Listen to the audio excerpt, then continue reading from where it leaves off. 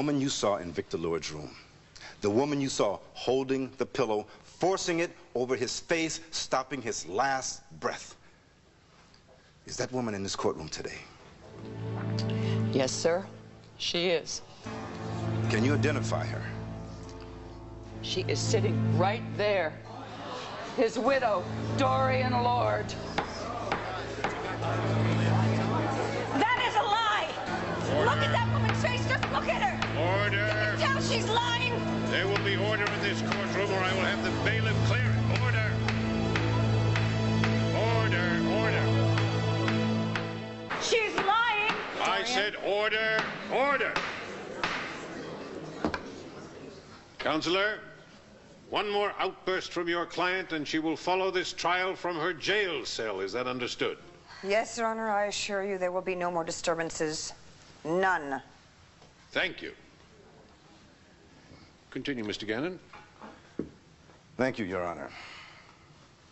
Miss Crawford, now you've testified that on the night in question, you watched from the bathroom doorway of Victor Lord's hospital room as Dorian Lord placed a pillow over his face and left it there. That's right.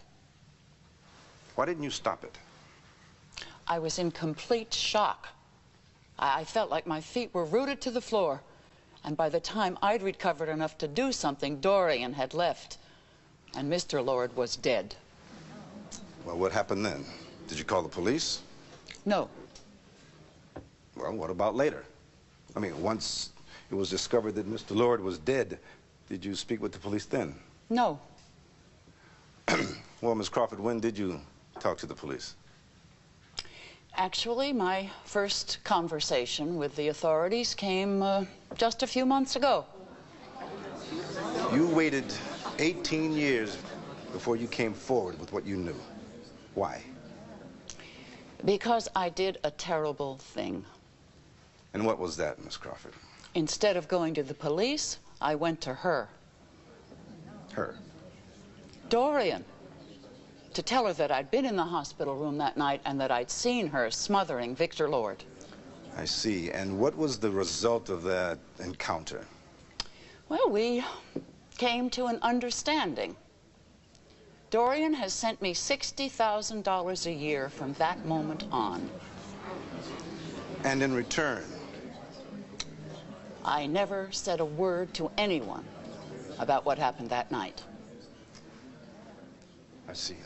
Your Honor, I have here photocopies of bank records of the canceled checks that Dorian Lord did, in fact, send to Ethel Crawford, totaling over $1 million. The Commonwealth would like to enter into evidence as People's Exhibit C-15. Very well. Bailiff. $1 million. Now, that's a lot of money. Yes, it is. But I'm puzzled about something. Now, you just said a moment ago that you'd finally talked to the police. Does that mean that your agreement with the defendant had ended? It had to. Why? Because everything changed. Dorian's niece, Ms. Daimler, contacted me and started asking questions about Mr. Lord's death. And then his daughter, Victoria Lord Buchanan, did the same sometime later. Now, it all made me very nervous. I was scared to death.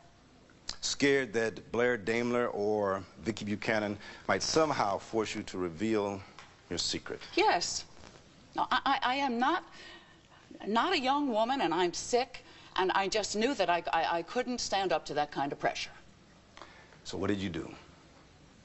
I called Dorian, and I told her that something had to be done about this situation right away. And what was her response?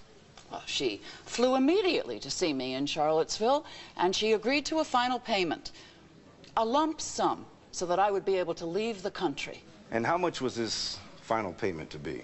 $1 million. But you didn't leave, did you? No. And could you please tell the court why not? Because right after Dorian left my apartment that afternoon, I lapsed into a diabetic coma, which I have no doubt in my mind that she caused. Oh, this is a groundless accusation. I'd like it struck from the record. Your Honor, the witness's statement is a reflection of her state of mind at the time regarding the defendant. It is not an accusation per se. Yes, I'll allow it. Objection overruled. Continue, Mr. Gannon. Thank you, Your Honor, but I have no further questions. Oh, very well. All right, court stands recessed for 5 minutes.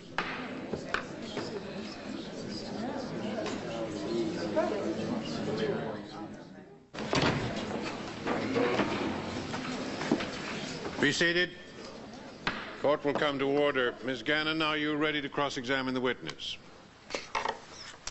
Yes, Your Honor. I am.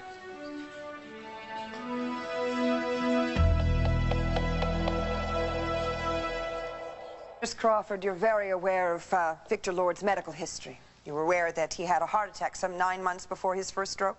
Of course. Do you know who the person was that saved Victor Lord's life when he was stricken with that heart attack? Yes, I do. Could you point that person out to the court today, please? Let the record show that the witness has pointed out the defendant, Dorian Lord. Nurse Crawford, could you also tell us that in that approximate 6-week period between Victor Lord's first stroke and the one that ultimately killed him? No, Dorian Lord killed him. Yes, so you claim.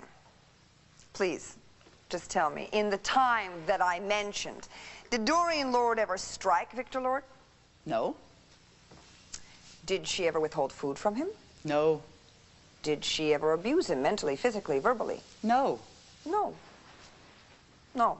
In fact, during that whole entire difficult period, Dorian Lord gave Victor Lord nothing but constant and unwavering love and attention. Isn't that right? Well, she seemed to care for him, yes. Thank you. Until she withheld the medication that he needed. Oh, yes. What was that day? That was the day he had his second stroke? Yes, and that's what caused it. Really? Indeed. Well, interesting. According to your testimony, Dorian Lord insisted upon giving Victor Lord that medication, which was already overdue. As Victor Lord's private nurse, isn't it your duty to administer medication on a schedule? Well, usually, yes, but... So, according to your own logic, if a delayed medication brought on the stroke, aren't you responsible then for bringing on that stroke? Objection. The witness is not on trial here. Sustained. Ethel Crawford, you testified that you were not in the room at the time that Dorian Lord administered this medication. Isn't that right? Oh, yes. Then how do you know what medication was or was not given at that time? The answer is you don't know. Objection. The counsel is badgering the witness. I am trying to get her to tell the truth, Your Honor. From the moment that this witness took the stand, her testimony has been filled with inaccuracies and inflammatory claims against the defendant, which she can't possibly back up. Objection. Counsel is making speeches. Cross-examination is for questions I will ask only. questions. I will be asking lots of questions. Enough to make it very clear that Ethel Crawford is nothing but a liar. Objection.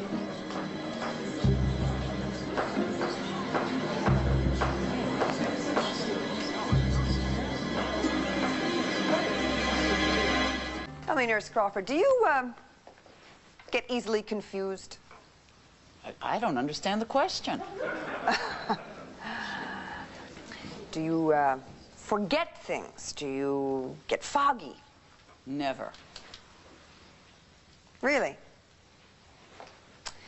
Then perhaps you can explain these medical records from Charlottesville Hospital.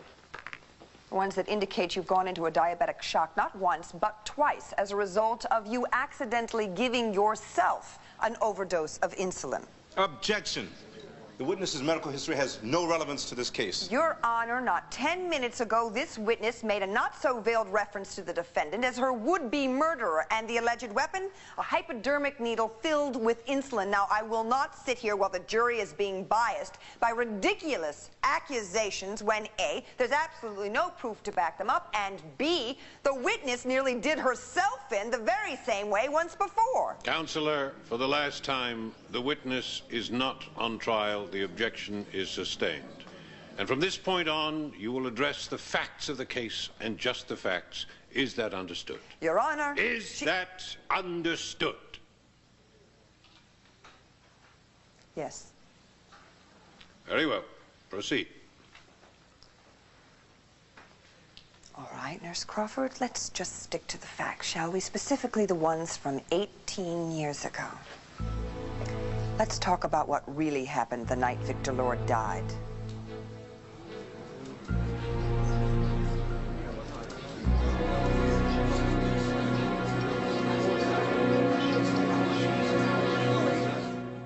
Does this diagram accurately depict the layout of Victor Lord's hospital room that he occupied the night he died? It does.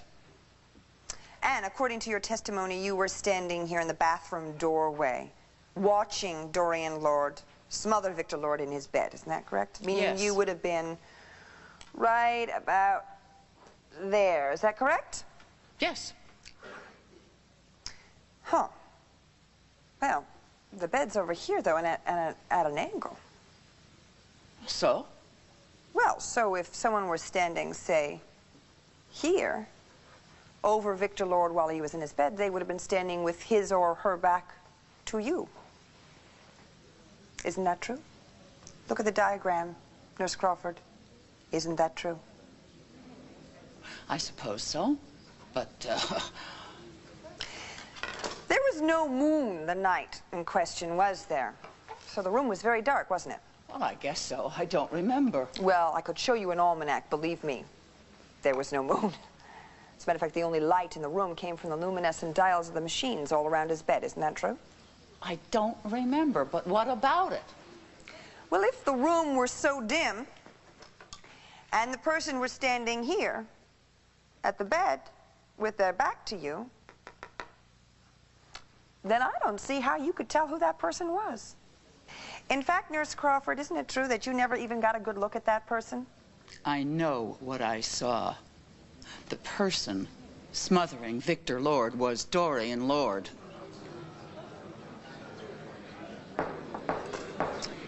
Nurse Crawford, you rather deftly parlayed Victor Lord's ultimate end into a very handsome annuity. 60,000 per, courtesy of Dorian Lord. Isn't that right? Well, I'm not proud of it, but, But it's true. yes. And yet, according to your testimony, you were convinced that Dorian Lord had attempted to kill you with an overdose of insulin. Isn't that right, Nurse Crawford? Isn't that the reason that you've so zealously brought these charges forward now? No. No? Oh, come on, Nurse Crawford. The one and only motivating factor in your fervor to see Dorian Lord punished is that somewhere in your clouded and rather confused mind, you truly believe that Dorian Lord turned on you in Charlottesville. Isn't that true? She did turn on me. Did I make up the coma? No. No, Nurse Crawford, you didn't make up the coma. But you made up a lot of other things. And you've admitted to being a blackmailer, and last but not least, a woman lusting for revenge. Which brings me to one more question. Why should anyone believe a person like you now? Objection! Withdrawn. Thank you, Nurse Crawford.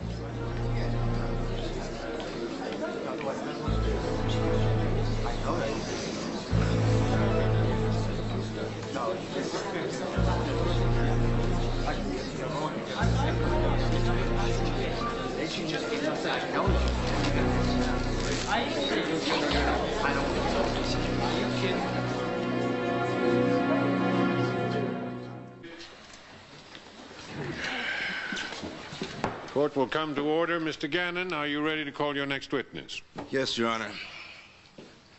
Your Honor, the Commonwealth calls Commissioner Bo Buchanan to the stand.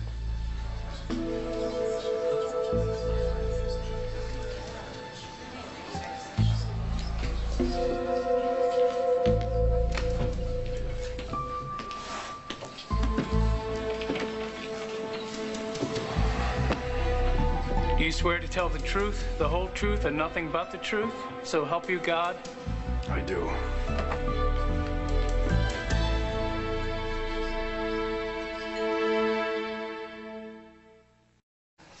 Miss Lord was in the crypt with this lug wrench.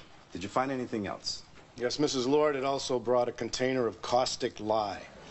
I see, and would you please tell the court your professional conclusion based on the details with which you were confronted early that evening?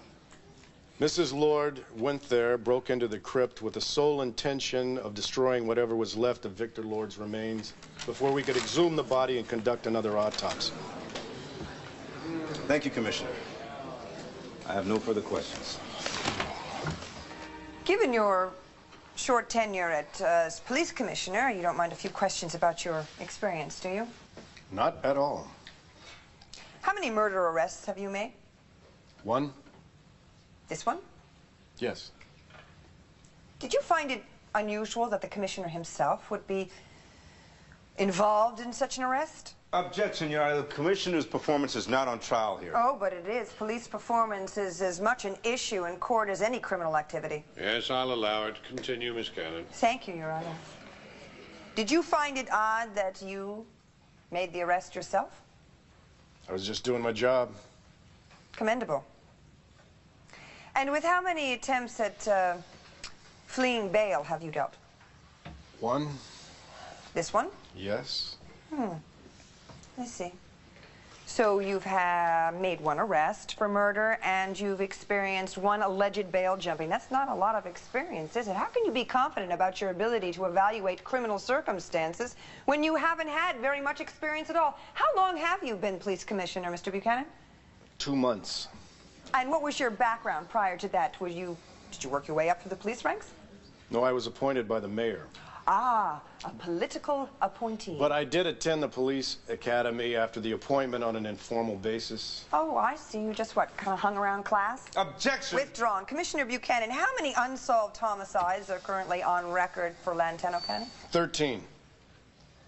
Very good, considering that you've only had this job for a short time. Objection! I meant it as a compliment, but if that offends the district attorney, I shall certainly withdraw it. Commissioner Buchanan, of those 13 unsolved murders, how many were committed in the last 2 years? 4. That's right. You seem to have done your homework. Don't you find it odd, Commissioner Buchanan, that with all these recent unsolved murders on your newly appointed desk blotter, that the first arrest you've made for the charge of murder was for a death that occurred 18 years ago, a death that wasn't even counted among the 13 unsolved homicides because no one, including the coroner, even considered it to be a homicide. Your Honor, with all due respect to checks and balances of law and order, the fact remains that Commissioner Buchanan is not on trial in this court. Well, maybe he should be. Police procedure is always at issue, Mr. Gannon. I shouldn't have to remind you of that. Defense counsel may proceed.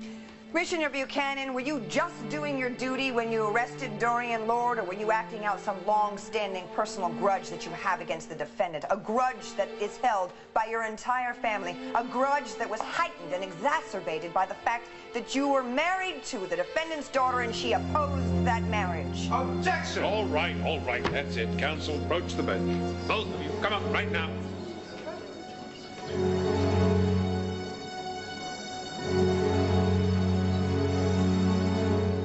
Counselor, just where do you think you're going with this? What's the point? To impeach the integrity of the commissioner? No, of course that's not the point. The fact is that Commissioner Buchanan was married to the daughter of the defendant, who did oppose the marriage bitterly, in fact, and I am obliged to raise the question of the witness's past relationship with the defendant. All right. Overruled. Proceed, Miss Gannon. Thank you, Your Honor.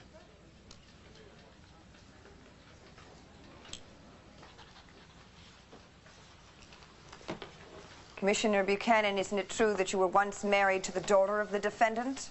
Yes. And that the defendant opposed that marriage? Yes. How did that make you feel?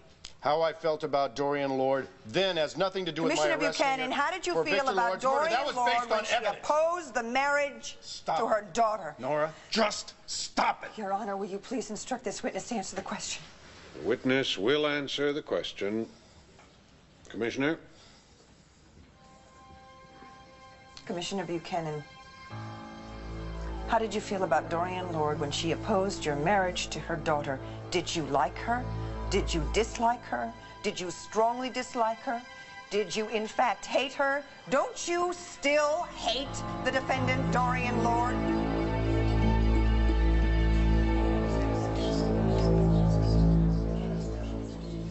Commissioner Buchanan, you have denied that the arrest of Dorian Lord was based on a personal vendetta, but we all wonder. You all right, Miss Gannon?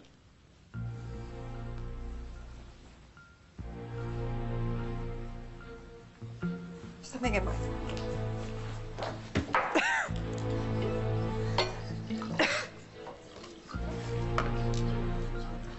Any time now, Counselor.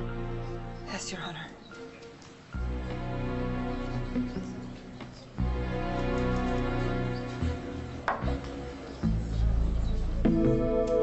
No further questions, Your Honor. You may step down, Commissioner.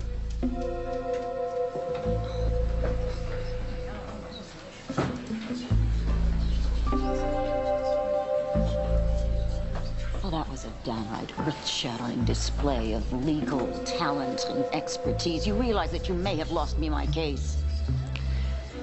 Let's hope that's not all I've lost.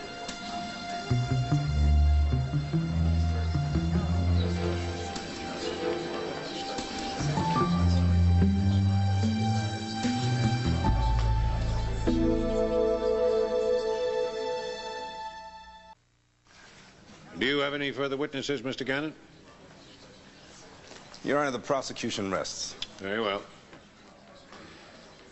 I can't believe you did that.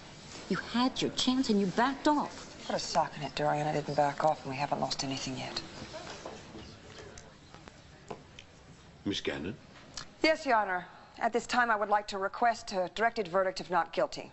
The prosecution has presented its case. It is flawed, incomplete, based on hearsay and unsubstantiated rumor, failing to prove that my client is guilty beyond a reasonable doubt. I don't think there's any need to put the jury through a Request denied. Defense will begin its presentation at 9 a.m. sharp. Until that time, the jury is instructed not to discuss this case with anyone. Court is adjourned. All rise.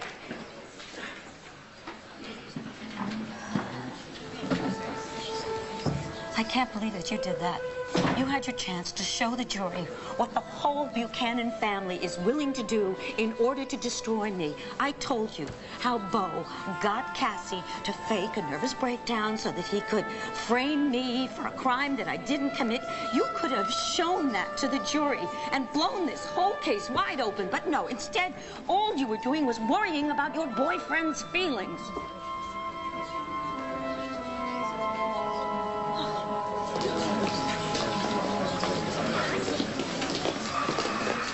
Okay, Bo? Yeah, me? Sure. No marbles. You're no more fine than Viki was when Nora got through with her. Yeah, I just cut the tail end of that, but wow, Nora was like razor wire.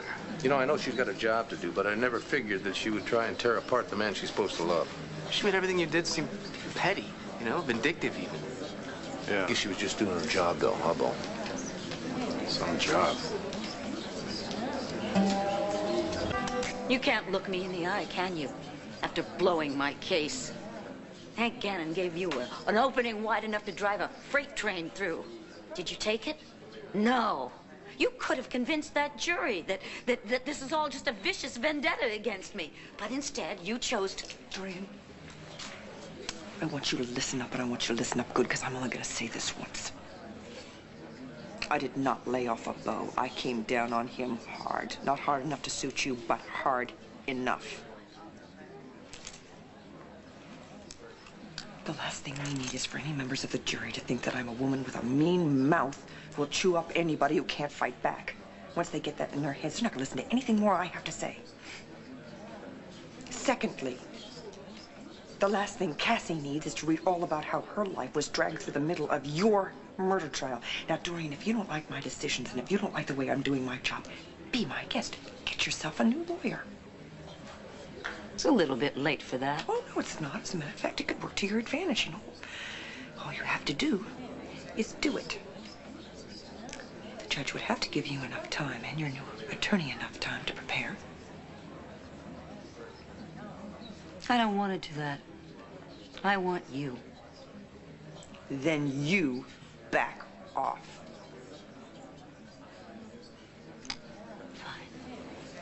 You're gonna have to work awfully hard to make up for the ground we lost today. What about our surprise witness? Oh, yes, Chapin. Victor's old butler. He better have something very important to say. Well, that's what I'm counting on. Well, whatever he has to say, you've got a lot of damage control to do.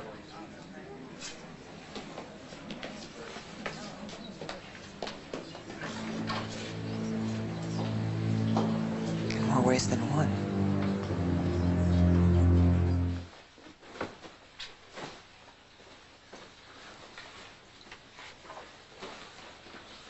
I guess you'll be the early bird that gets the worm, huh?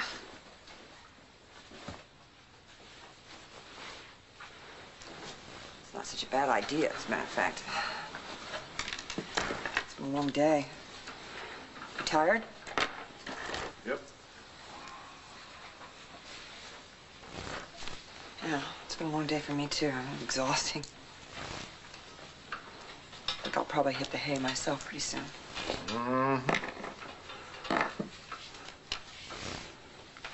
Bo. Bo, will you please look at me?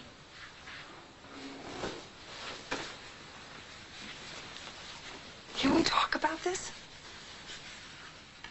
I'm tired. I know you are, honey, but you know, we knew that one day a case like this was gonna eventually come along where you were the commissioner of police and I'm a defense lawyer. Hey, it's no problem. Oh, don't give me that there's no problem. Okay. I knew that you would go after my inexperience. I had no idea you'd go after my integrity. I did not see that coming, and I have no idea where that came from. That is my job, to attack the witnesses for the prosecution. Yeah, one of the things I've always admired about you is you will go to bat for one of your clients, you know, and you love to play hardball. Now, that's just great. I did not arrest Dorian Lord to satisfy some grudge, and you knew that. That was a cheap shot, and you knew it was a cheap shot. Just want to go to bed.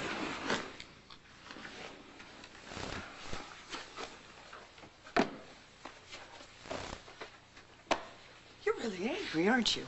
Well, you know, there's nothing like getting taken apart on the witness stand by the woman you love.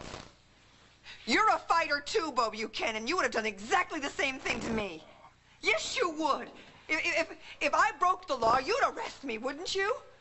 You would. I did what I had to do. You knew that going in, and you know that now, okay? Okay, yeah, I did. I painted you out to be a man with an axe to grind, but I did my best to hold back. You were holding back? I'd hate to see an all-out attack. Oh, you know, this is just great. I got a client who absolutely is furious with me because I didn't demolish you, and now you're furious with me because I did some damage. I can't win. And that's what's important to you, isn't it? Winning.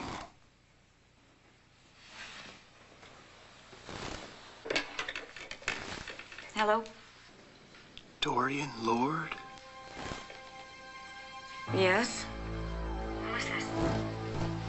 I just wanted to call and tell you not to worry. Hello? There's light at the end of the tunnel. Wait a minute. Who are you? Are you the man who called Nora? About Chapin, the butler?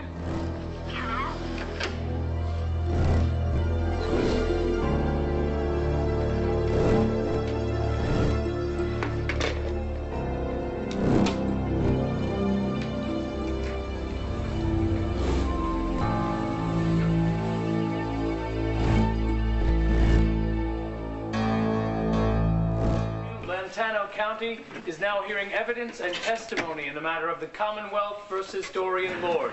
The Honorable Judge Hawthorne presiding. Be seated. Miss Gannon, you may begin by calling your first witness.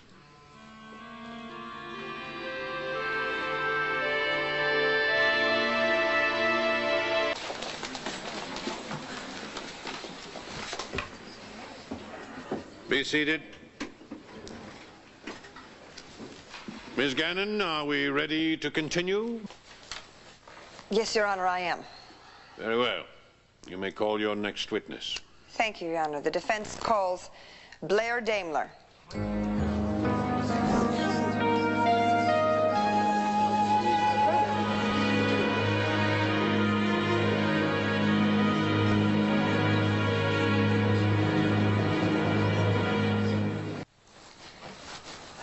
The defense calls Blair Daimler.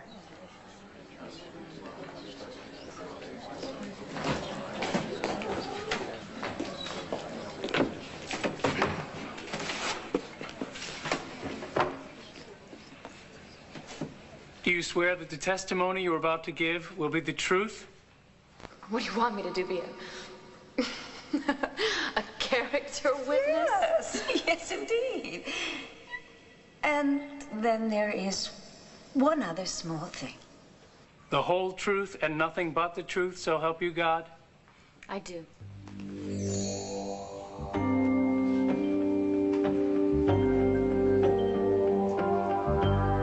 So you've only known Dorian Lord personally for a few years? Yes, for 3 years. I didn't know who or where my mother was until I was an adult. And then I found her in a mental asylum. And it was your mother who filled you in on her sister, Dorian Lord? Yes, but you see, my mother isn't well mentally, and she led me to believe that Dorian had tormented her when they were younger.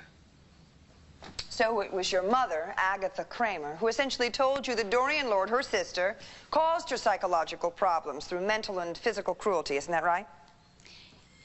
Yes, but that wasn't true. Actually, it was the other way around. My mother had tormented Dorian, but I didn't know any of this when I first came to Landview, so I really hated Dorian. So would it be fair to say that you came to Landview to exact revenge on your aunt? Oh, yes. It's interesting. How revenge will drive someone to do just about anything. We certainly have had enough evidence of that in this trial, haven't we? So what was it that you did to Dorian to get back at her? I tricked her into signing a confession. Oh, a confession about what? A confession that she murdered her husband, Victor Lord.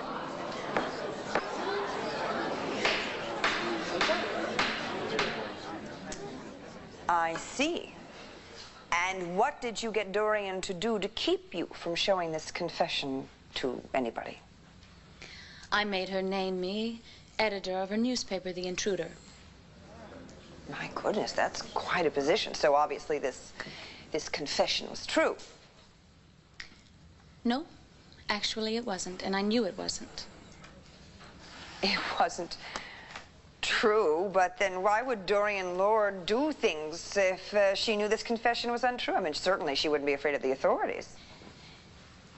She wasn't worried about the authorities. You have to know Dorian. She was worried about her daughter, Cassie. Dorian would do anything to protect Cassie and to keep Cassie from thinking badly about her. All I had to do was threaten to show this confession to Cassie, and Dorian caved in immediately. Yeah, but what the heck? I mean, once you had the confession in your hand and you were getting her to do things, I mean, didn't she admit that the confession was true, that she had killed her husband, Victor Lord? No. Dorian always swore she didn't do it. That's very interesting. For 18 years, no matter what, Dorian Lord has always denied killing her husband, Victor Lord. So, during this time, you continued this abrasive relationship with your aunt? Oh, you better believe it. We really hated each other.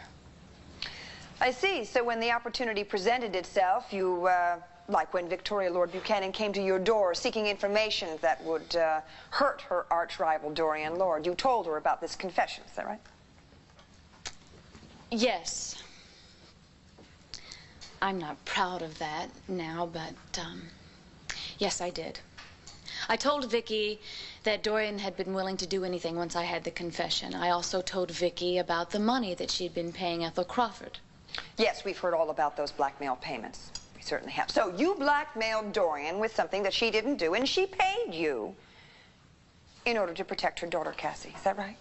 Yes. And I think Ethel Crawford is doing the same. It's amazing. Well, actually, then Dorian Lord is she's a very generous woman, isn't she? I mean, in addition to paying you and Ethel Crawford, she also took care of your mother's psychiatric treatments and continues to do so, doesn't she? Yes. She set up a trust fund for my mother, so she'll always have wonderful care. Dorian is a fine person. People just don't understand her. My mother's so much better off. All thanks to Dorian. And she was generous to you, too, wasn't she? Oh, yes. Dorian has forgiven me for... She is a good woman, and I know that she's innocent. Objection, Your Honor. Move to strike. I'm sorry, Your Honor. This is a character witness. I mean, how in the world can you possibly accept anything? The fact that her testimony is nothing but her opinion, I don't see what the problem is. It's not just my opinion. Dorian didn't kill Victor Lord, and I can prove it. Judge, I overheard a phone conversation between Dorian and Ethel Crawford that proves that she's innocent. Objection, Your Honor. Move to strike.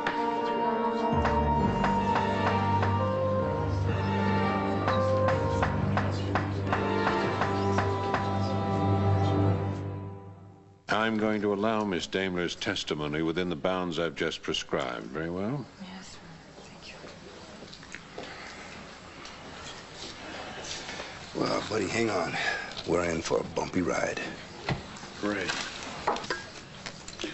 What is going on, Dorian? I don't know, but I think it's a wonderful opportunity. I don't agree. Just go with it. Why should I? Because we don't want the jury thinking that we're frauds, do we? Defense counsel may proceed. Oh. Yes, Your Honor. Miss Daimler, would you please tell the court about this conversation that you overheard between Dorian Lord and Miss Ethel Crawford? I'd be glad to. Dorian didn't know it, but I was on the extension when she was talking to Ethel Crawford one night. Dorian accused Ethel of blackmailing her with a lie that she murdered her husband. Ethel said, "Well, I know it's a lie, but you're still going to have to pay." Well, that's very interesting, Miss Daimler. Thank you very much. You see, Ethel Crawford knew the same thing that I did, that Dorian would do anything to keep her daughter from hearing anything like that. Dorian has been paying and paying and paying to protect Cassie, and Ethel Crawford knew it, and she just laughed at Dorian. You've got to understand that Dorian is innocent. She is a sweet, kind woman who can possibly be convicted of a crime that she didn't commit. Objection, Your Honor. Yes, sustained. The witness will kindly answer the questions put to her by counsel and not make speeches. Strike those last remarks from the record. You may proceed if you wish, Miss Gannon. No further questions, Your Honor. Thank you.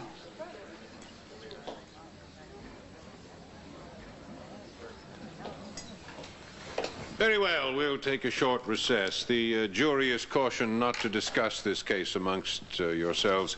10 minutes. All rise.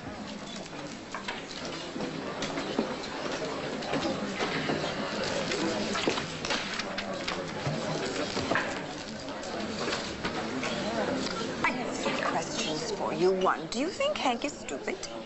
No, of course not, but I do think this was a 1. 2, do you think Hank is inexperienced?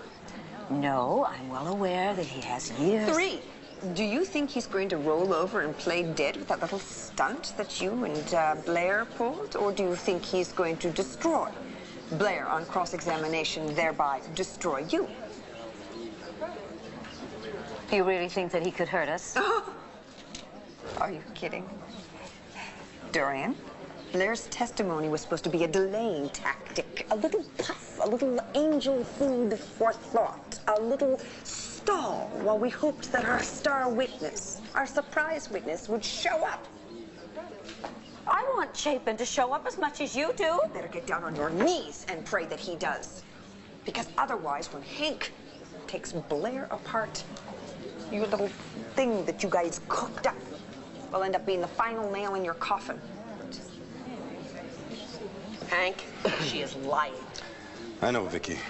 The hard part is proving it. Yes, well, I'm going to give you a little ammunition. Some information about Miss Blair Daimler that will make it easier to prove.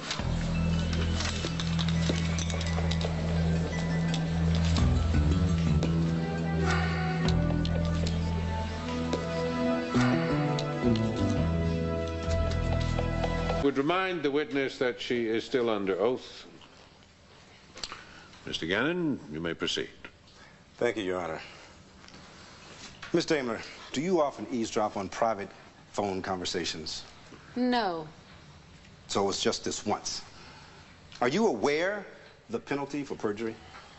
Yes, if you're guilty of perjury. I'm not.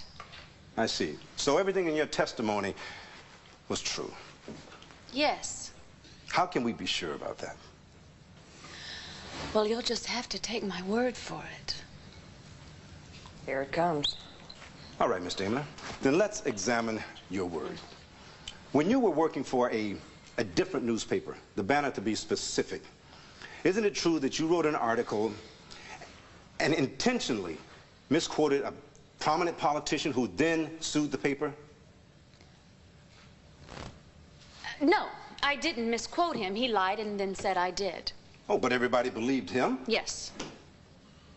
In fact, everybody included the publisher and the owner. And then you were fired, weren't you? Objection, Your Honor. The least the district attorney could do is clarify the fact that the owner of the Banner is none other than Victoria Lord Buchanan, the very woman who pushed the district attorney into pressing these charges to begin with. Your Honor, I am simply establishing a pattern of lies and deceit for defense counsel's witness so that the jury will be able to put Miss Daimler's terribly convenient memory in perspective. Oh, Your Honor. Overruled. You may proceed. Thank you, Your Honor. Miss Daimler, after you were fired from your position at the Banner, weren't you married to Mr. Asa Buchanan for a time? Is that correct? Yes, unfortunately. We're divorced. And could that possibly be because you lied to him so much? About what? Well, let's just go to one of the biggies. We don't want to be here all day. You lied to your husband about being pregnant, didn't you? Is it true or is it not true that knowing your very wealthy husband was desperate to have a son, and you lied to him? You told him and you told the world that you were pregnant, knowing full well that you were not.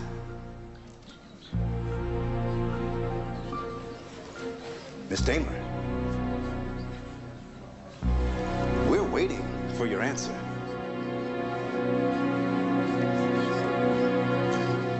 Did you or did you not lie to your husband?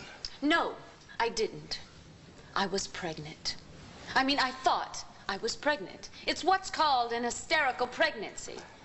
Is that right? Yes, ask any doctor. How about I ask your doctor?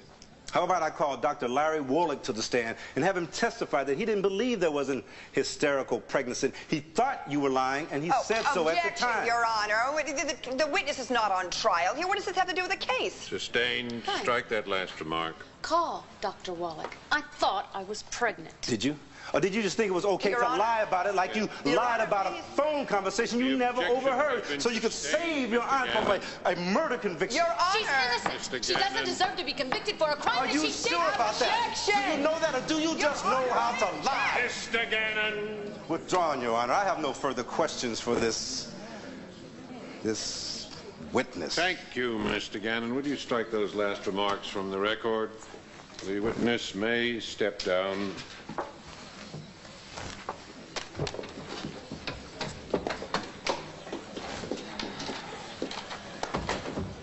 Very well.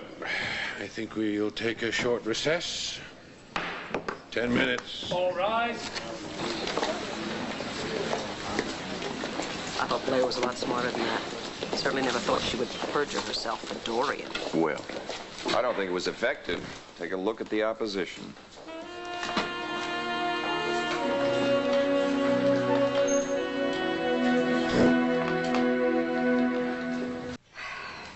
I'm sorry, Dorian. I did the best that I could. I know that. Thank you. Okay. Nora, you were great. You were one heck of a lawyer. Really, was it good for you? It wasn't good for me. Take a hike, Blair. Nora. No, it's all right. Good luck.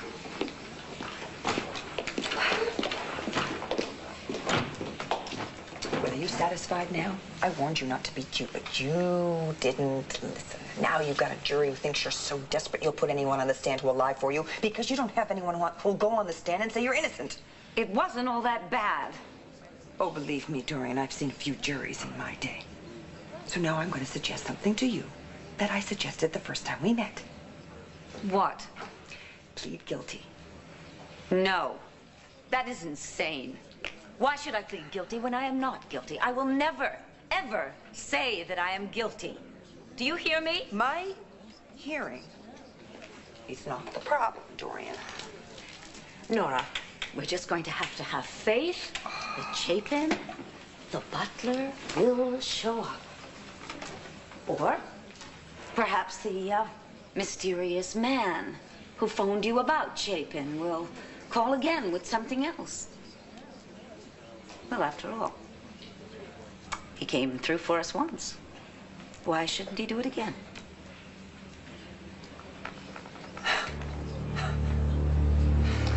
Afternoon, I'm trying to contact a Mr. Lee Chapin. He was supposed to arrive from Oregon last night. Has he checked in yet? No? Well, did he cancel the reservation? Good. I guess he could still show then. No. No message. Thanks. Come on, Chapin, don't let me down. Don't let me down now. You phoned Chapin's hotel? Oh, yes, the desk clerks and I are on first-name basis. How much longer is the recess? A few minutes. What, 2 minutes, 5 minutes? Oh, what? for Pete's sake, Dorian, whenever Judge Hawthorne walks in and sits down, that's it, the recess is over. That's when I get to tell him that we don't have a case. I mean, what do you want to do? You want to speed this whole thing up? Is that it? What would you like? Would you...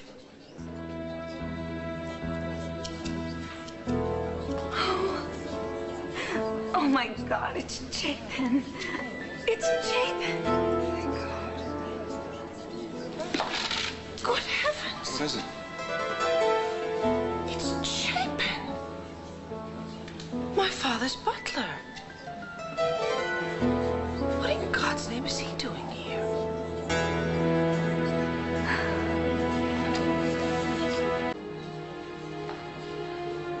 Well, I guess there's only one way to find out.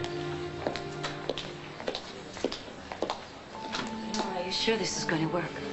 Nothing sure, but your best and maybe your only hope of acquittal just walked in that door.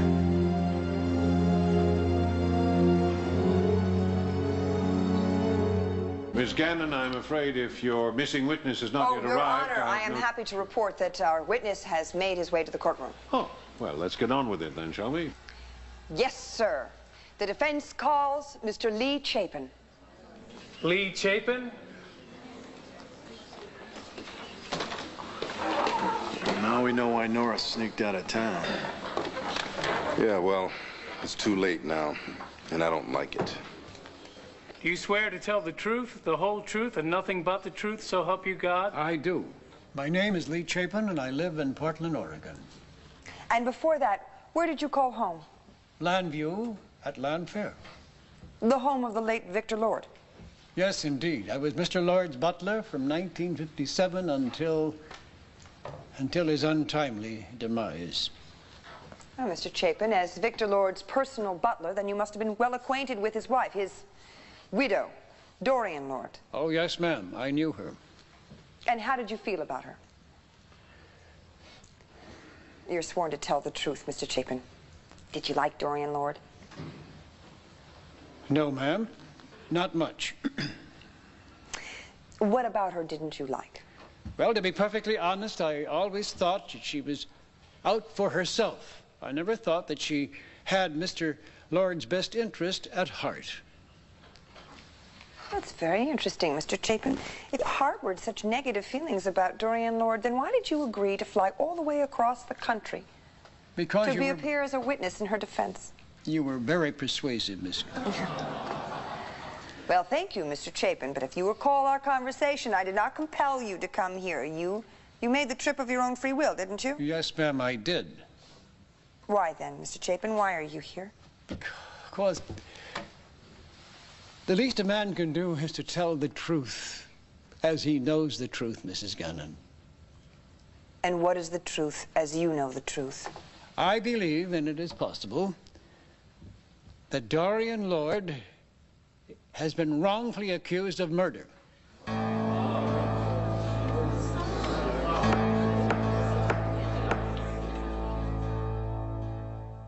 Mr. Chapin, I'd like to focus in on the facts leading up to the death of Victor Lord. Specifically, I'd like to make you think back to a night about a week before the death. Victor Lord had suffered a stroke and he was recovering from that stroke. He was resting in his room at Landfair when the doorbell rang. Who was at the door? A visitor to see Mr. Lord. Did you know this visitor? Oh, yes, she was quite familiar. She? Well, I told her the doctors had forbidden any visitors, but she insisted. Later, I heard her voice coming from his room. Did you hear what she had to say? I couldn't make out the words, but her tone was angry, very angry. You said that you knew her by sight and by her voice. Who was she? Irene Manning Clayton. You said that she was a familiar figure around Landfair. Well, not openly. Please explain. Miss Manning and Mr. Lord, well, now that she's dead, I don't suppose it would be indiscreet to say Irene Manning and Miss Lord were roommates at college. Then Miss Manning and Mr. Lord began a relationship which lasted several years. They were lovers? Yes. She gave birth to his daughter, Tina.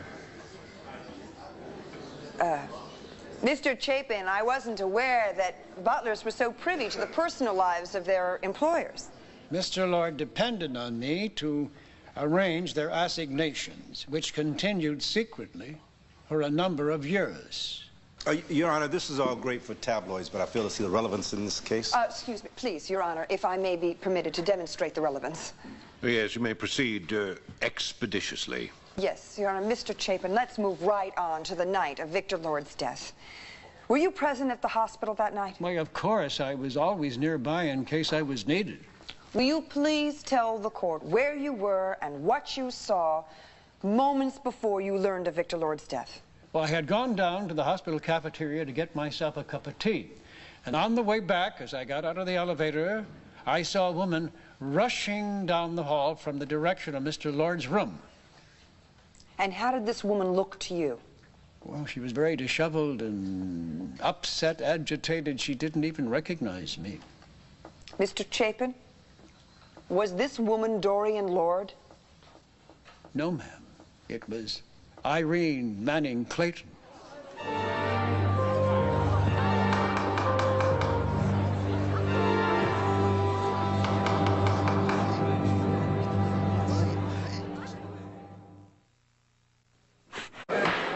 Ladies and gentlemen, please. This is not a wrestling match. If you are unable to keep quiet and orderly, I'll be forced to clear the courtroom. Is that understood? Thank you. You may proceed, Miss Gannon. Thank you, Your Honor.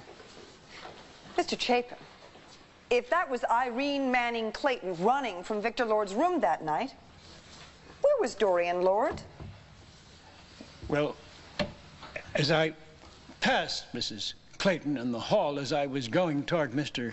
Lord's room, I happened to glance in the other direction, and there at the far end of the hall, I saw Mrs. Lord.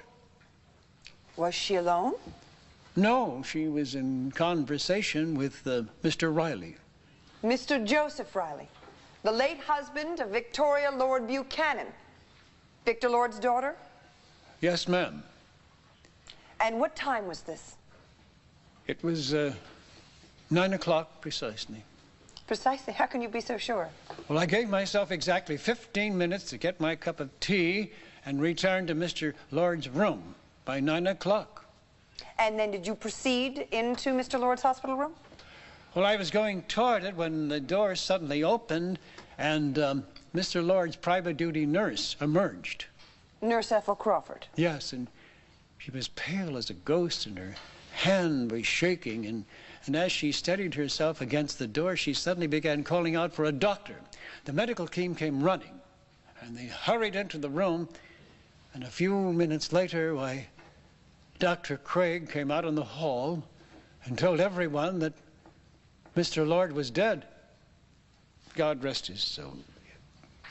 When you say Dr. Craig told everyone, does that include Dorian Lord? Oh, well, she tried to run into the room with them, but they made her stay outside. And when the doctor told her, why, she was silent. So very silent.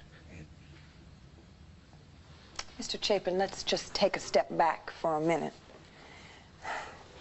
When you testified that you saw Dorian Lord talking with Joe Riley at the far end of that hallway, how did she appear? Did she appear upset, or was she nervous? In short, did she look like a woman who had just killed her husband? Your Honor, she's at it again. She's All right, asking for a conclusion. I'll rephrase. How did she behave? Calm. She just seemed like herself.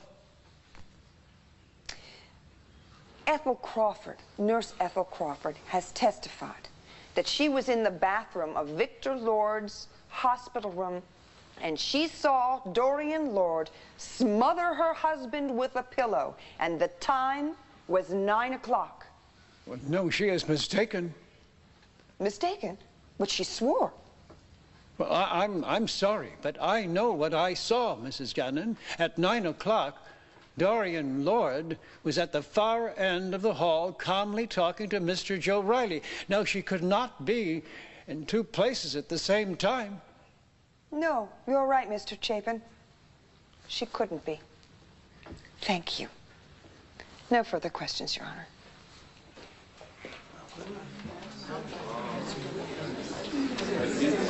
This is impossible.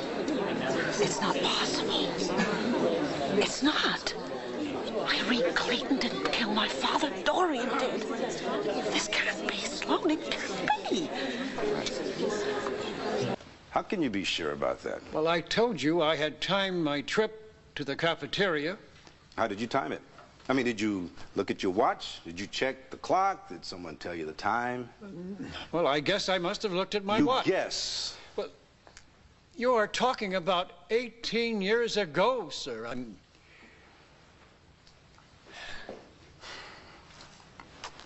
Mr. Chapin, you testified that you saw Irene Clayton rushing down the hallway from the direction of Victor Lord's hospital room. Yes, and I shall never forget her face. No, well, then you probably won't forget the people who were in the corridor that night. How many were there? How many? Yes, sir. Well, we know that you were there. And then Irene Clayton was on her way out. And then you saw Dorian Lord. And then you saw Joe Riley. Now, that's 4. Is that all? Were there nurses, orderlies? Probably. Probably? I couldn't tell you exactly how many. There wasn't a lot, maybe a few. So are you saying that you can't remember who was in the hallway outside of Victor Lord's room, but you can remember the precise locations of Irene Clayton and Dorian Lord precisely at 9 o'clock? I wasn't paying any attention, sir. My main concern was Mr. Lord. His daughter was there. I do remember that, and a few of the other members of the family, too. And who were they? I don't remember. It all happened so fast. Oh, I'm sure it did, Mr. Chapin. And yet, you tell us that Irene Clayton was nervous and Dorian Lord was calm. You can even remember their facial expressions. What about the clothes they were wearing? I mean, was the widow-to-be wearing black, or the daughter wearing white, or was it the other way around? I don't remember, but I know what I saw. Well, sir, I truly believe you think you do. But as you said, it was 18 years ago. And memory is a tricky thing. Isn't it, Mr. Chapin? No more questions, Your Honor. Redirect, Your Honor, please. Mr. Chapin, despite the prosecution's attempts to muddy the water, could you please tell us again what happened that night at the hospital? I saw Irene Clayton running down the hall from the direction of Mr. Lord's room. I saw Dorian Lord outside the room talking to Mr. Joe Riley. Therefore, it was not Dorian Lord in Victor Lord's room just moments before Ethel Crawford came running out and calling for a doctor. No, it was not. Thank you very much. No further questions. Very well. Court is adjourned until 9 a.m. tomorrow morning. All rise.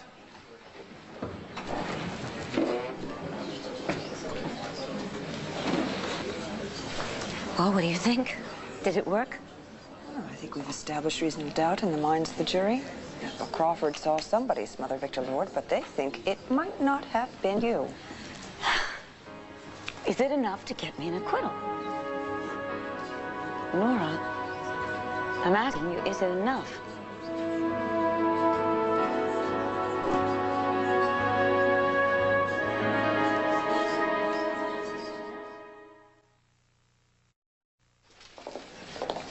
Please don't. Hold off on the pictures. Viki, I'm sorry. I know how hard it was for you in there. Thank you very much. It was awful. It was awful. It was like stepping into some old bad dream, even hearing Irene's name again. She was a friend, wasn't she? Oh, some friend. She almost ruined Viki's life. Nobody knows that better than me. Yes, you really do know that, don't you? You really do.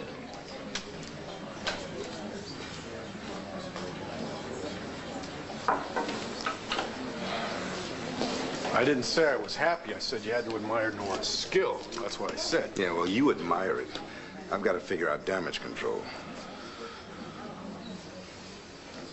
Nora, Chapin convinced everybody. It's obvious to them that I'm innocent. Well, it is to you, maybe, but, you know. Dorian, we just have to wait and see what the jury thinks, and tomorrow morning we'll rest our case and hope for the best. What are you talking about? What about my testimony? I have to be able to tell my side. Dorian, all we have to do is create enough reasonable doubt in the minds of the jurors. I hope that we have done that, and let's just leave well enough alone. I have things to say. I want to tell my story. Good night, Dorian. Sweet dreams. What are you talking?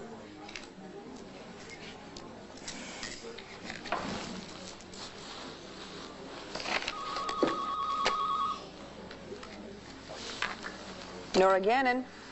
Nice work, counselor. Thank you. Wait a minute, I know this voice. You're the man who called to tip me off about Lee Chapin, aren't you? Well, I have some questions for you. I want to know who you are, where you are, why you did what you did, and what do you have at stake in all of this? I just wanted to offer my congratulations. Well, don't hang up. Hello?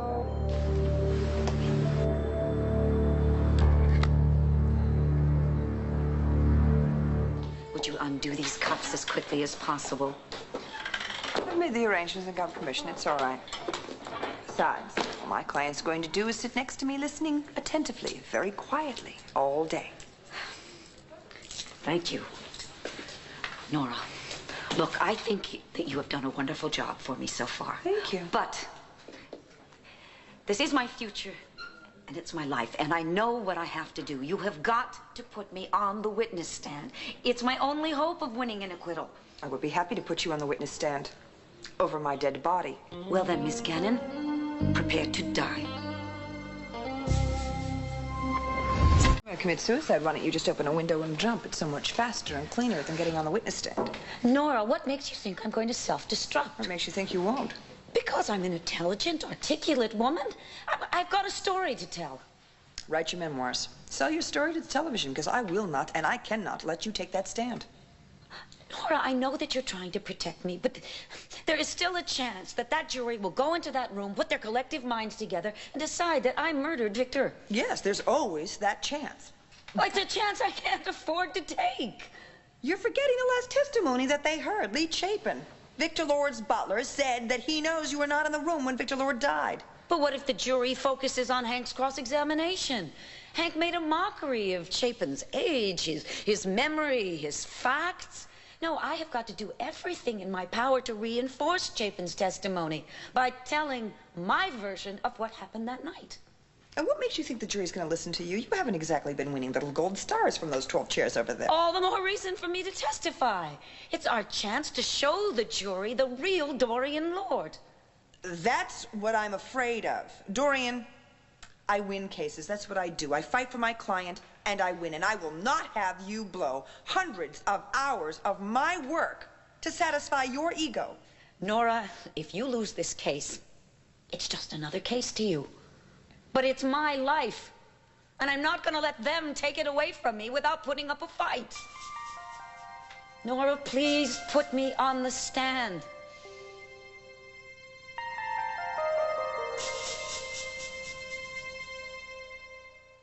Well, what's her alternative? I mean, Nora's used all of her witnesses. All she can do is rest her case. Well, Bo says there's one more witness on Nora's list. What about it, Hank? What if Nora puts Dorian on the stand? Well, I don't think she will. I mean, Nora knows that with Dorian there's a risk of self-destruction.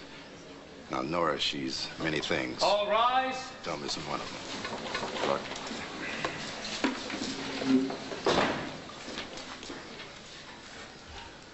Be seated.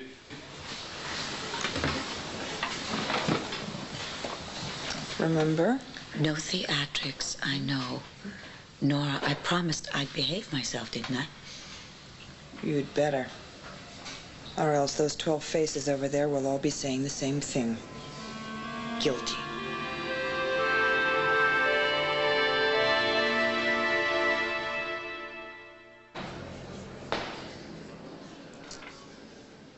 Ms. Gannon, if you have no further witnesses, I suggest we expedite matters and go right to summation. Actually, Your Honor, I do have one last witness. The most important witness of all.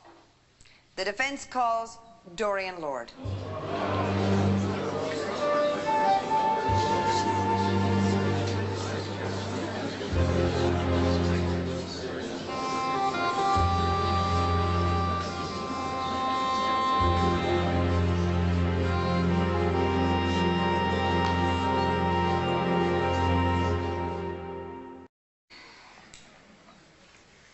Do you swear to tell the truth, the whole truth, and nothing but the truth, so help you God? I do. Please be seated. Please state your name for the record. Dorian Lord. You may begin questioning of your witness, Miss Gannon.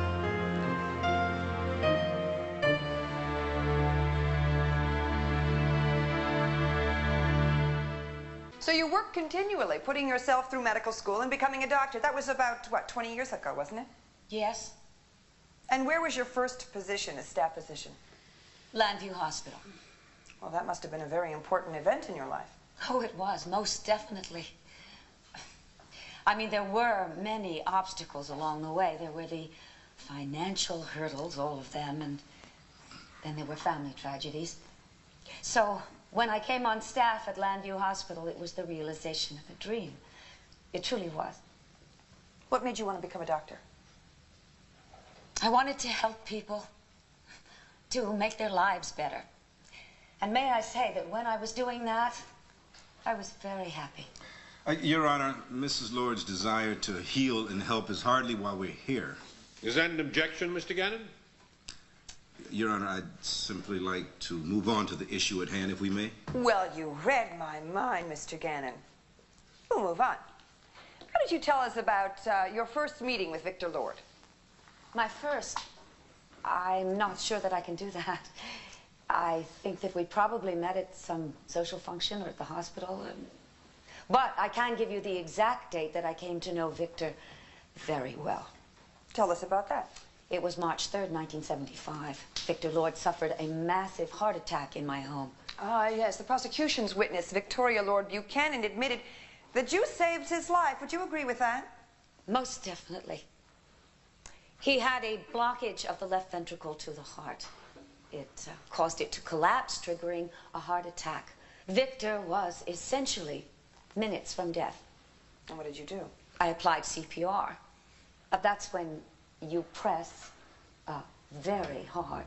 You strike the patient just below the sternum.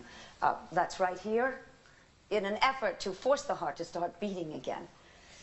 I did that, but it wasn't enough. So I had to kneel over Victor and press very forcefully on his heart, pumping it over and over and over again.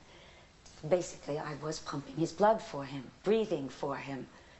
Eventually, his heart did start to beat again, and an ambulance arrived just a few minutes later, and he was saved.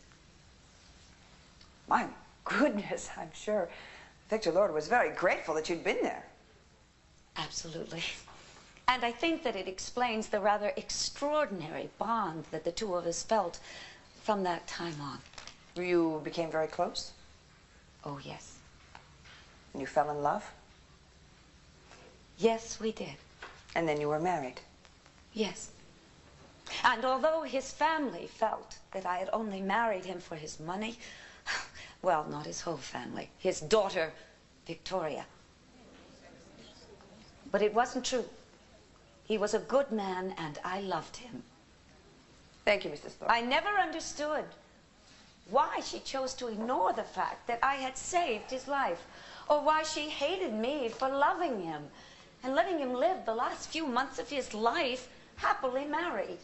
Mrs. Lord. Unless it was just the money. I mean, she always was very determined to inherit all of it. Objection. Sustained. Witness will answer the questions and not make speeches. Of course, I'm sorry, Your Honor. It just does seem obvious that that was what she was interested in all along. The money. Objection, Your Honor. Move to strike. I will have order in the court. Order, or I will clear the court.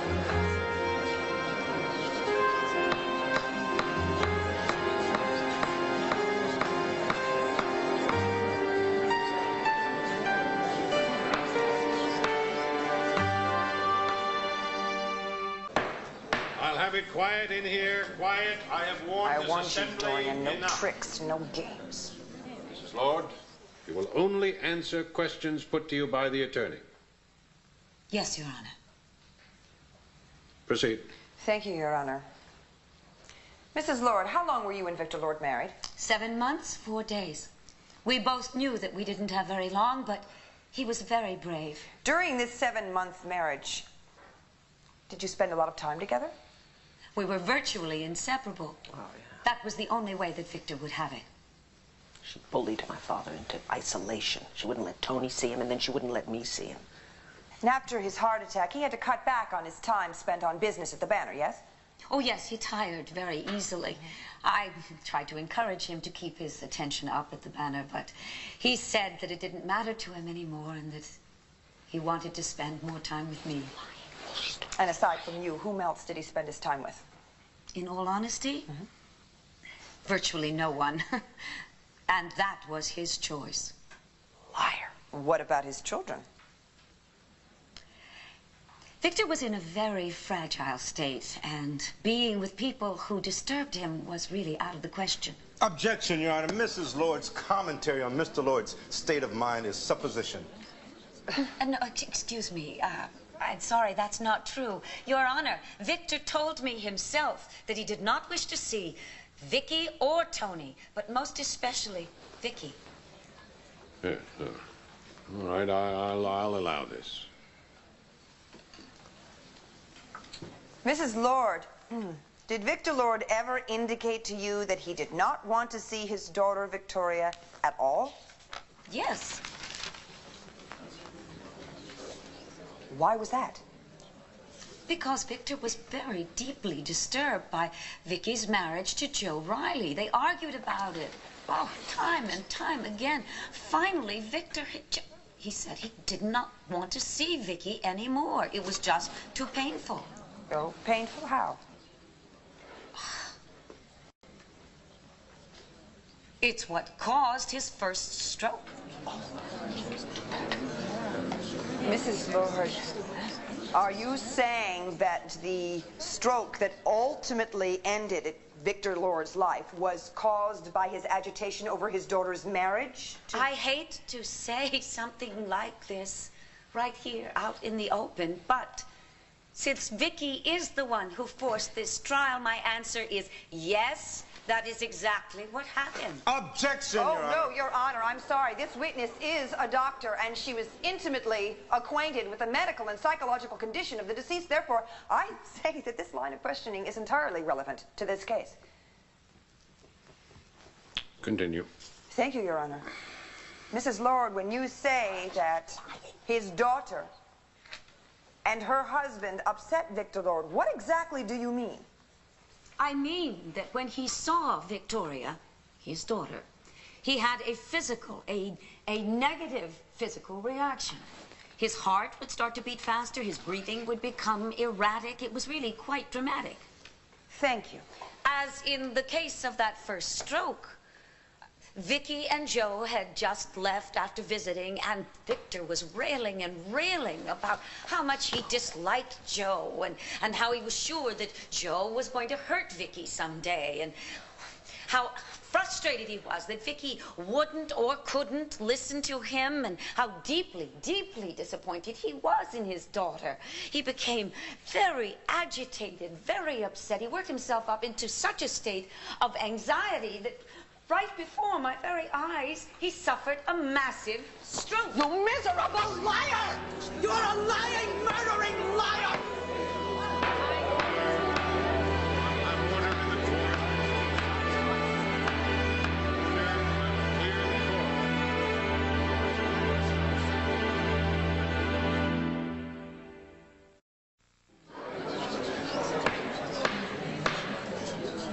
Mrs. Buchanan, I will have you escorted out of this courtroom and banned from these proceedings if there is another outburst. Is that understood?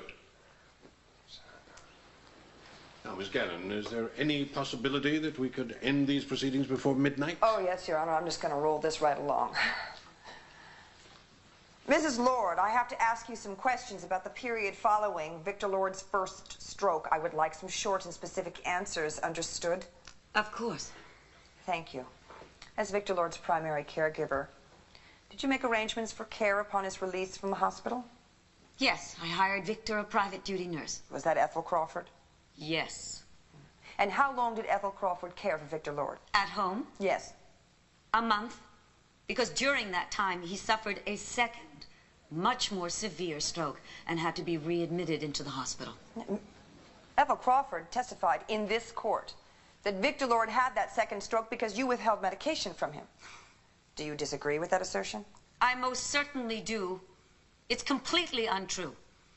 On the day that Victor had his second stroke, I did everything in my power to save his life, as I did on the day he had his first stroke, as I did on the day that he had his heart attack earlier that year. All right, all right. So Victor Lord was admitted into Landview Hospital and he was stabilized. How much time did you spend with him at the hospital? I kept a vigil at his bedside. I see. And did Victor Lord insist on seeing only you as he had when he was recuperating at home? He was unconscious from the time of that second stroke. I see. So, in fact, the visitors who had so upset him when he was at home, his daughter and his son, and Viki and Tony, and Viki's husband, Joe, could now visit him at the hospital without upsetting him in the manner you just described, because the man was comatose. That's right. And yet other visitors were in the room often, were they not, without anyone raising a question. That's true. All right, why don't we move on? Let's move on to the night that Victor Lord died. Were you in the hospital with him? As always. Did you leave his room from 8 p.m. to 9 p.m.? Yes. Where did you go? I had been sitting by his bed for hours, and I had become despondent. As a physician, I knew that each day that he spent in a coma, his chances of recovery became more remote. I was filled with such sadness that I thought some fresh air would do me good. So you left the room? Yes. What time was this? 9:45 p.m. Are you certain about the time? Yes, I am. I'm certain about everything that happened from then on because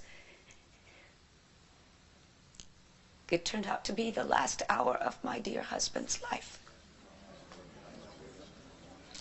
Where did you go when you left the room? I went into the corridor and down the stairs. I sat on a bench outside the hospital doors. I was just trying to collect my thoughts. Did anyone see you there? Oh, Miss Gannon, please, this all happened 18 years ago. Little did I think then that I would be sitting here now, defending myself against these unjust, cruel charges. So no one saw you? I'm sure that many people saw me, but I would be hard-pressed to produce witnesses now. How long were you away from Victor Lord's room? Not more than 15 minutes. And when you went back inside, did you speak to anyone before you went back into Victor Lord's room? Yes. I spoke to Joe Riley briefly in the hallway. And then suddenly there were shouts coming from Victor's room. And they told me that Victor was gone. I mean, this man whose hand that I had held for days and days, trying to will him to come back to me, was gone. And I hadn't even had a chance to say goodbye. I would have liked that. I would have liked to have said goodbye.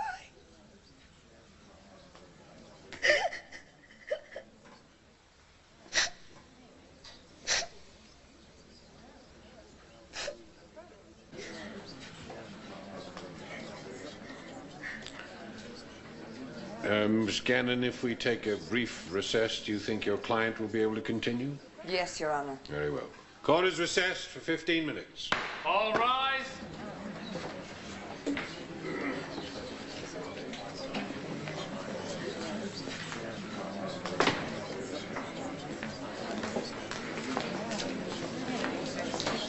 What do you think you're doing? I was just trying to answer your question. Don't play games, Dorian. If you think just because I put you on the stand now you can take control of the case, you better think again. Nora, You're lying. Now stop it. You told me you hated Victor, so let's just cut the weeping widow routine, shall we? All right. But you must admit the jury's looking at me very differently now.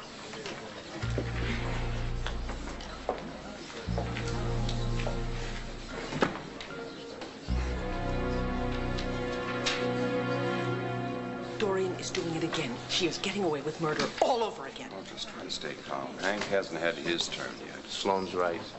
Give Dorian enough rope, and eventually she'll hang herself. Do you think so? Have you looked at the jury? Dorian has convinced them. It is written all over their faces. Dorian's putting on quite a show, huh? Yeah. But you know what the funny thing is? What? Nora looks like she doesn't know what's coming half the time. That's just great. I bet she's ready to kill right now.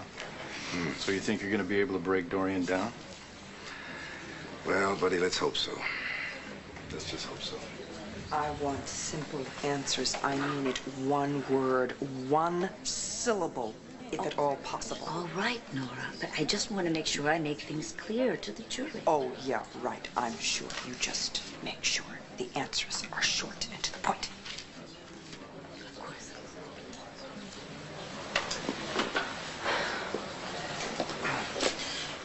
Mrs. Lord sure seems determined to have her day in court, don't you think? I don't talk to reporters about my aunt, all right? Excuse me.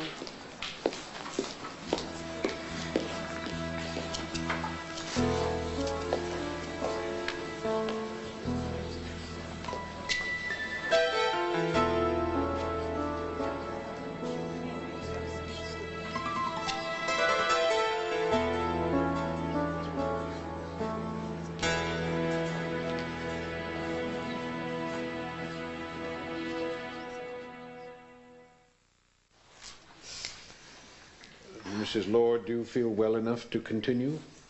Yes, Your Honor. Furthermore... Yes, Your Honor. Very well. Proceed, Miss Gannon. Thank you, Dorian. Why don't we just cut right to the chase? Why were you paying Ethel Crawford $60,000 a year for 18 years? Because I thought it was the right thing to do. To protect myself and the Lord family. You see, I knew that Irene Clayton had been in the hospital that night. Excuse me. We're talking about the Irene Manning Clayton that the butler said had had a long affair with Victor Lord? Yes, I knew all about that affair. But at the time of Victor's first stroke, he begged me. I mean, he literally begged me not to let that information be known. You see, he knew how deeply it would upset his daughter, Victoria. So you paid Ethel Crawford the blackmail because... Because it was what Victor wanted me to do. He was dead, and he hadn't wanted a scandal. And I'm sorry. I know that it was the wrong thing to do, but I was only trying to protect Victor Lord's good name, and I'm deeply sorry for it. Deeply. All right, well, why don't we move on, and let's move on to why you went to Victor's mausoleum the night before his body was to be exhumed. I went for the same reason that Viki went. To pay my respects to a good man whose final resting place was about to be violated. Let's just go over something once more to really clarify this. All right. Mrs. Lord, were you in Victor Lord's hospital room when he died? No. Did you wish him dead? Oh, dear God, no. Mrs. Lord, did you kill Victor Lord? No, I did not kill Victor Lord. I swear it. I swear it on the life of my child. No.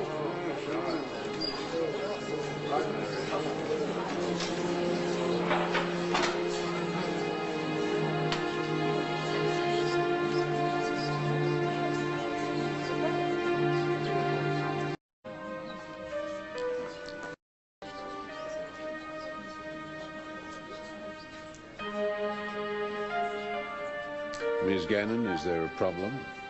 No, Your Honor. As a matter of fact, I have no further questions at this time. But may I request to have a private word with my client before cross-examination begins, please? No objection, Your Honor. Very well. Thank you. All right, Dorian, we got through that one, okay? And now Hank is going to do everything he possibly can to rip everything that you said into tiny little paper shreds. Now, I know seeing Cassie here is very, very distracting, but I really need you to be focused. Dorian, get the old zombie out of me now, okay? It's all right. It's all right. I'm fine. Okay. Just answer Hank's questions, all right? That's all. Just answer it, and don't, no matter what, no matter how Hank provokes you, don't get defensive. Or you're guilty as sin. All right? Here we go, Dorian. Now just restrain yourself. Thank you, Your Honor.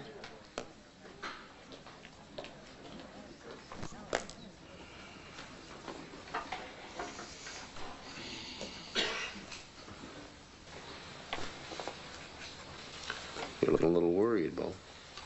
I think Nora let Dorian blindside her. But Hank will come through. Let's just cut the charade. Objection.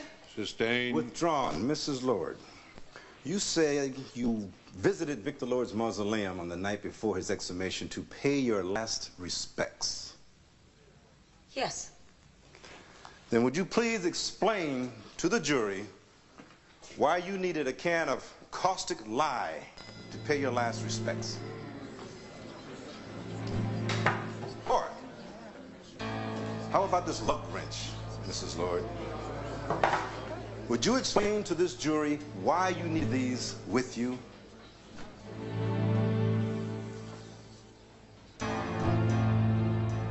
Mrs. Lord, we're waiting for an answer.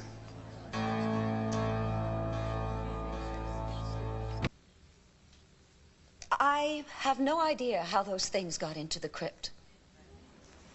Now, why am I having a hard time believing that? I don't know. The only thing that I can think of... Yes?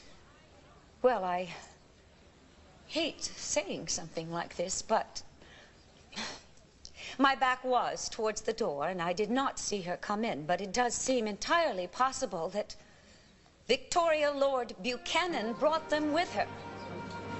She has always said that she would do anything to destroy me. Obviously, this included bringing false evidence.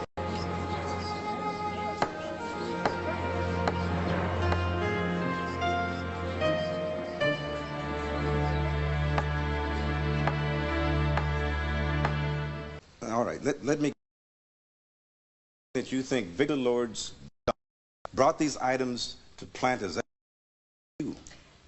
I hate to say such things about people, but since I did not bring them with me and she was the only other person there, I'm sorry, but you did ask the question. Why would Victoria Buchanan do such a thing? That's simple. She's always hated me. I have always been the wicked stepmother. I stole her father's love. Oh, so this is not a murder trial. It's all a fairy tale. Let's hope it has a happy ending. I don't like the way this is turning around for Dorian at all. Mrs. Lord, this is a signed statement from Ernie Harbert. I'm sorry, I don't know anybody by that name. March 17th, you attempted to hire this man to break into your husband's mausoleum. My goodness. I certainly did nothing of the kind. I mean, what an absolutely ghoulish thought, beyond belief, that I would hire some lowlife to break into my husband. Attempted to hire, I said. But he refused. And if it wasn't to break in, then why did you call him? Now, I can show you the phone records. What did you want Mr. Harbert to do for you? Help you commune with the soul of your dead husband? Yes, go right ahead. Show the jury just how snide and sarcastic it can be. Okay, fine. We can just get back to this later. Mrs. Lord, we've got plenty of statements to get through, right? Hey, but why snag right away? We have affidavits from bankers, stockbrokers, airline employees. Apparently, you tried to gather and hide large sums of money abroad, planning to follow that money there. No. I was attempting to diversify my investments, at all. Mrs. Lord, tried to skip bail. You were on your way out of... I caught you at the airport myself.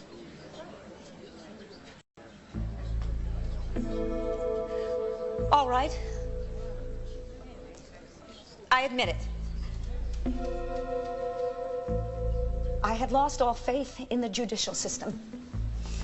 I felt that Viki had used all of her influence on the press, on you, on the police department. I did not have a lawyer yet who was willing to represent me. I'm sorry, I am only human, and I made a mistake. I decided that it was better to run. No! To escape. No, that's a lie! Mother! She's Order. saying that to protect me. She Sheriff. was trying to help me because I didn't want them to take my baby. My mother, Joe, my mother, you have the truth. You were thinking it's your hands on her. Get your filthy hands off of my daughter! Order!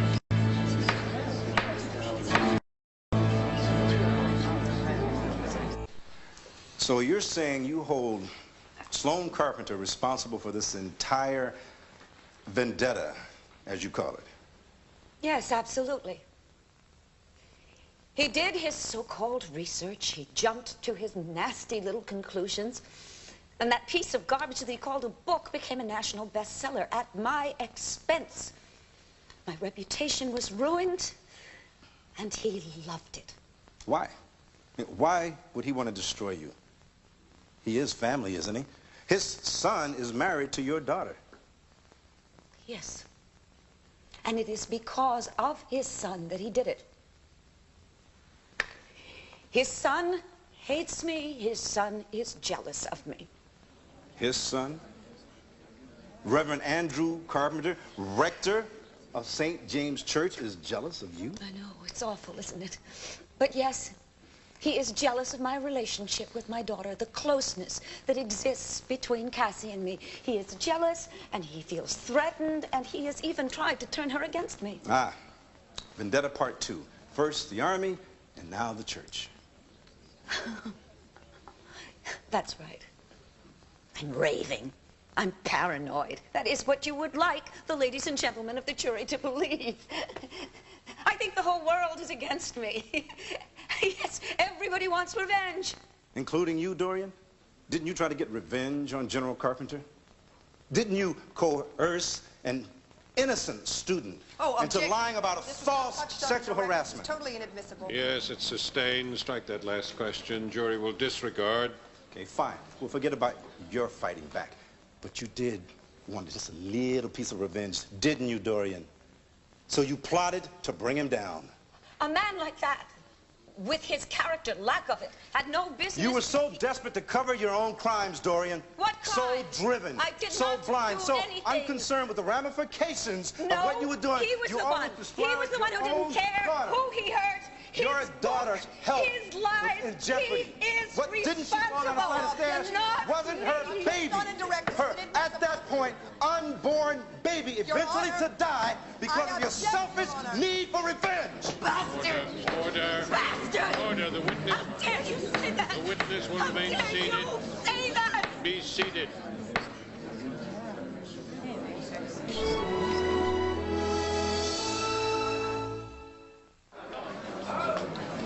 I'll have order in the court, or I will clear everyone. Down now. Your Honor, I object to the way my client has been treated at the hands of the prosecution. I said I wanted quiet in here, and that means everyone. And what about the prosecutor, who is nothing but a puppet for Victoria Buchanan and her Bailiff, entire family? restrain her. Your Honor! Restrain me, restrain you. Dorian! You are certainly not impartial. I am a vote-getter to him. I'm a rich person that he can crucify because he wants to be the next governor of the state. Shut up! Sit.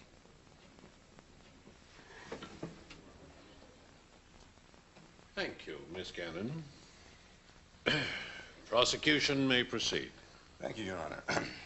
Mr. Lord, let's talk about the blackmail you claim you only paid Please, how because... often do I have to keep repeating myself? I paid off that sniveling little liar because I was trying to keep my family's name from being dragged through the mud. I mean, you make it sound so simple, but I was not born rich. I was not born sucking on a silver spoon. I made my money. Oh, the good old-fashioned way? Marrying Victor Lord for his money? And what if I did? Which, of course, I did not. But even if I had, that is still not a crime. Your Honor, my client's... I mean, we are talking about real life here, aren't we? We are not talking about some fairy tale. It is time that we all grew up here. Victor Lord was not a Prince Charming, especially when it came to the bedroom. Monster? That's really too small a word for the horror that he was, and not just to me. He had an entire harem. If he was murdered, any one of them would have been justified and happy to have killed him. He was cruel, he was insatiable, and he had some very peculiar sexual appetites. I can't listen to this. What's the matter, Viki? Leaving so soon? I've only just started. You can't take the truth about your father, can you? Well, I am going to give you the truth, the whole truth, and nothing but the truth.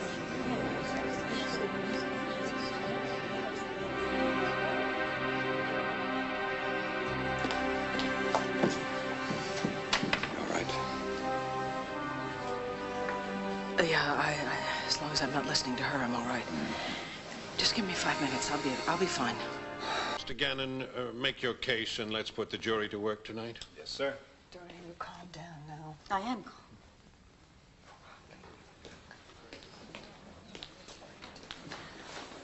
Commissioner, not now. Yes, Your Honor, but Now. can't you see she's upset? Sit.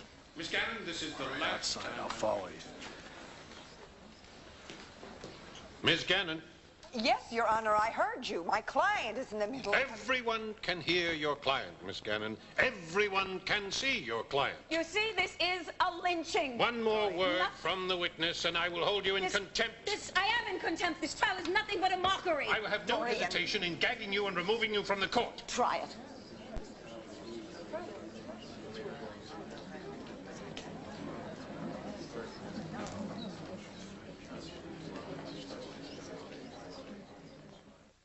Mr. Gannon? Yes, sir. Mrs. Lord, true or false? What?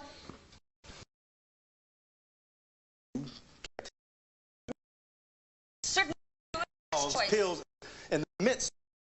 No. And when he survived that, not die, you went to his hospital. You snuck into his hospital room, took the pillow from under his head, and you smothered him. Didn't you, Dorian? I will petition. Smothered him. The pillow with your hands, and you murdered Victor. You killed Victor Lord! No! God's sake! Cassie! Cassie! Bailiff. Where's my daughter? Standing by, will you please? Oh, where is my baby? Where is my daughter? Oh, there you are. Are you all right? No, I'm fine, but someone said that my mother had a breakdown on the stand. How is she? Well, she's with the doctor right now. I'm sure Dorian would feel a lot better if her daughter would look in and say hello. I don't know, Nora. I don't think my being here is doing my mother any good. When she started having trouble, was it for real? Yes. She absolutely had no control. That's her. That's the Black Widow's daughter. How does it look to you? Opinions run real high for conviction. What's your position on capital punishment now? They say your mama's gonna burn. Oh. Just leave me alone. I want the leave me alone.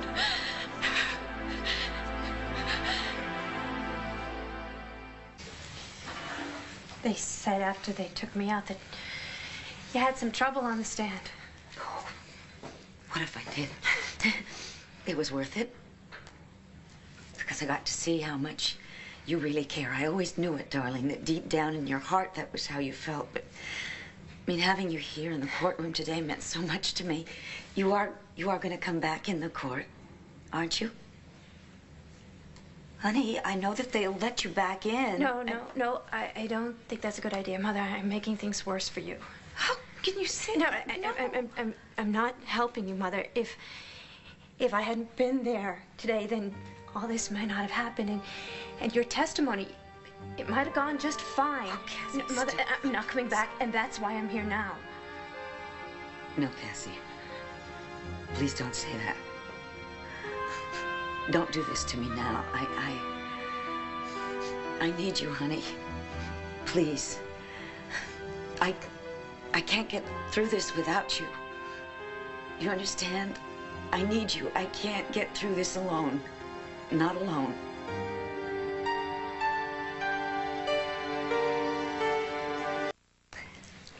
Cassie, please. Please don't go. I'm begging you. Mother. Don't you abandon me now. Not you. Mother, let me go. Trust me. I know what's best for both of us. This time I know. Of course you do. You know best. I just wasn't thinking very clearly, that's all. Of course you know, you know.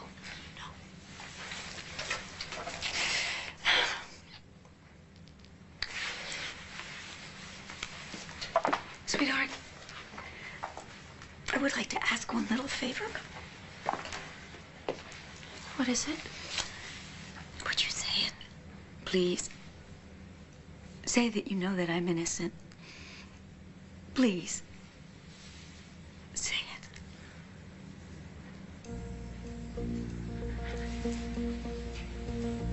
Cassie. I'm sorry. No. I wish I could, but I can't.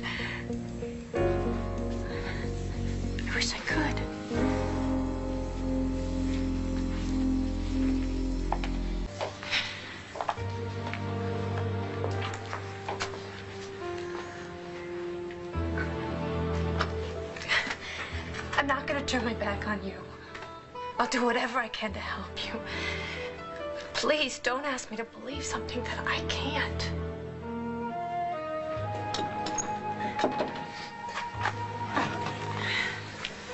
Are you ready to go? No. No, I'm gonna stay for the rest of the trial. You're sure? All right, then. Honey, I want to meet you in the courtroom. There's something that I have to talk to your mother about. Alone.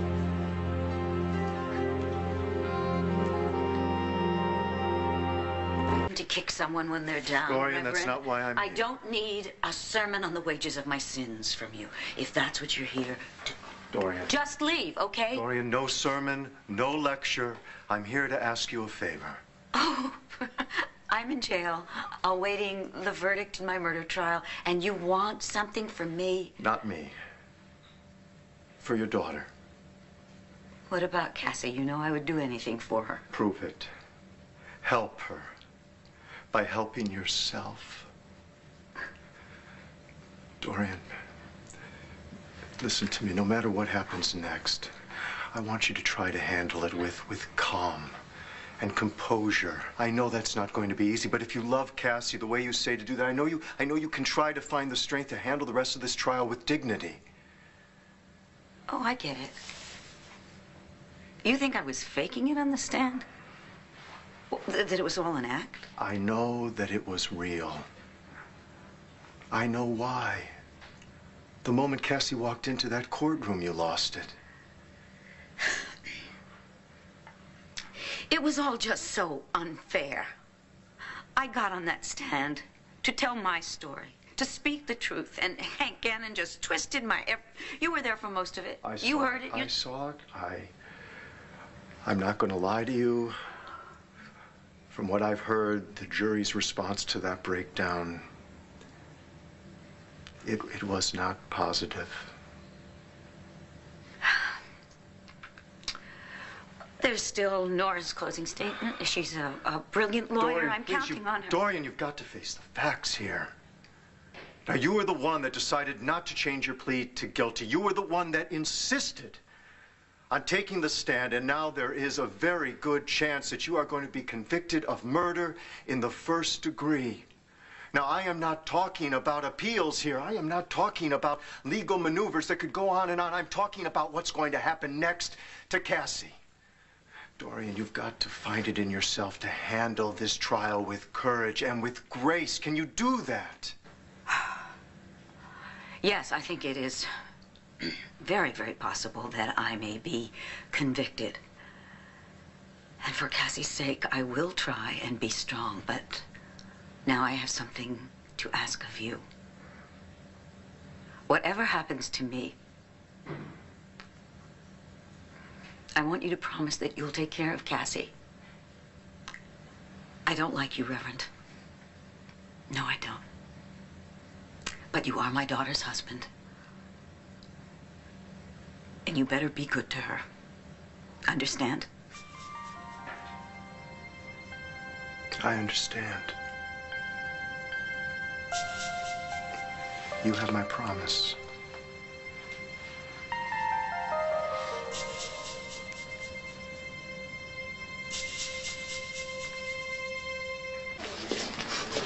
You know, I really hope Mr. Gannon lets Dorian have it. I mean, after what she did to our grandfather, he ought to ask for the max. Hello, you two. Oh, Cassie, I'm very sorry that you heard that. It's okay, Viki. Don't have any illusions left when it comes to my mother. I know, but it can't be very easy to have to watch her go through it. Are you sure you want to be here? No. It's the last place I want to be, but she is my mother, and I have to stay. Well, you are very brave.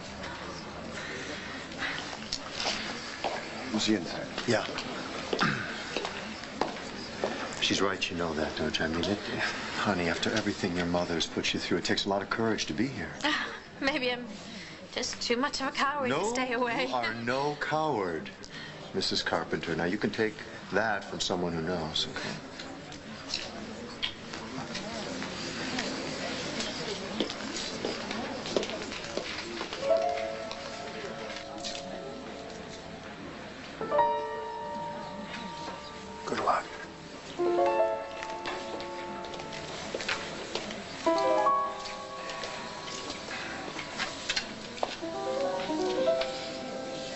Dorian, if you don't think you can handle this, I can ask the judge for an adjournment. No, it's fine.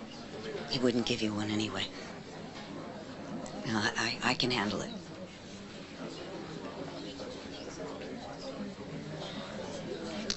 Yes, I most certainly can handle it. And what about you? Have I used up all of my credit with you? No, I think you got a little left. I'm going to tell you a story.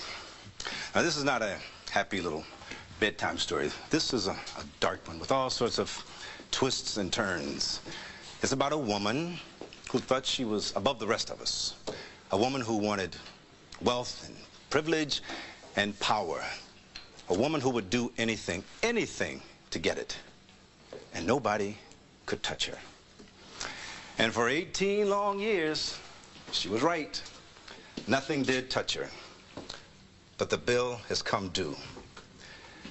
And ladies and gentlemen, you are here, each and every one of you, on behalf of her victim, to collect what she owes. Now, you cannot give Victor Lord back his life, and you cannot undo the pain that she has caused and still causes his family. But you can and you must ensure that justice is finally done. Delayed, yes, but never too late. Never. The lady's gonna fry. You never know, my friend. How's that? Strange things have been known to happen. I'm just going to talk to you about the burden of proof and how the Commonwealth has to prove beyond a reasonable doubt that Dorian Lord is guilty of murder. Sounds like a tall order, yes? But I think that we have seen and heard enough evidence in this trial to erase any doubt. Dorian Lord had the motive, the means, and the opportunity to murder her husband. So, let's talk about the motive. Victor Lord was a very rich man, and the defendant says she saved his life and eventually married him for love. But the victim's daughter, Victoria Lord Buchanan, has testified to a very different kind of a relationship. She saw Dorian make herself indispensable to Victor Lord long before he proposed. He was a weak man in body and in spirit, and Dr. Dorian Lord knew this. She knew that the heart attack he had suffered had taken its toll, and poor old Victor Lord wasn't long for this world. But, hey, why not marry him and wait for nature to run its course? I'll tell you why. Because she was worried that Victor Lord was going to change his will. That's why. And now what about the means? Well, the defendant was a doctor.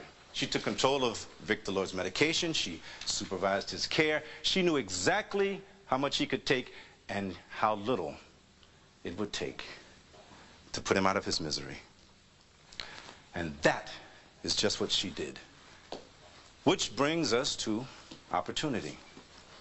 Now, we've heard Nurse Ethel Crawford, an eyewitness, testify that she saw Dorian Lord place a pillow over Victor Lord's face and smother him to death. Well, no reasonable doubt there. She saw the defendant smother her own husband.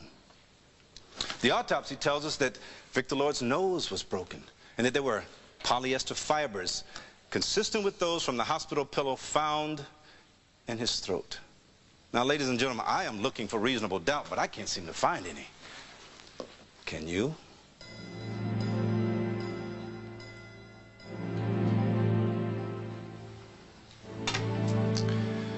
The defense made much of Mr. Chapin, the family butler, who claimed that he saw a mysterious woman by the name of Irene Clayton running from the scene of the crime. But as we've all heard, Mr. Chapin's memory is not quite what it used to be. Time and age have taken their toll. These checks, written over 18 years for Nurse Ethel Crawford and signed by Dorian Lord. 18 years of a cover-up whose purpose was to protect the defendant's social position, her reputation, and her millions she inherited from the husband she killed with her own two hands. But there's more, ladies and gentlemen. The most dreadful and damning proof of all. Even after 18 years of blackmail and cover-up, the truth was getting out. And Dorian Lord had to destroy the last shred of evidence. Now, we've heard from Victoria Buchanan how she found the defendant in Victor Lord's crypt the night before the new autopsy was to take place.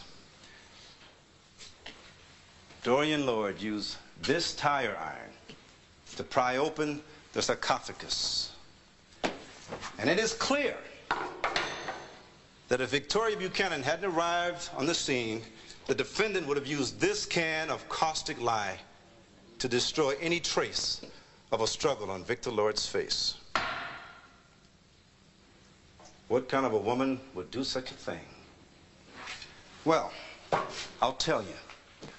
The same kind of a woman who would take a pillow in her hand, put it over her husband's mouth and nose, and hold it there, even as he struggled for life, until his struggle stopped, until everything stopped. Everything except her desperate need to cover up her crime. But she can no longer cover up her crime because the evidence is right here. And it is beyond any doubt that Dorian Lord murdered her husband in cold blood. The bill has come due, and it is up to you to make sure that she pays it.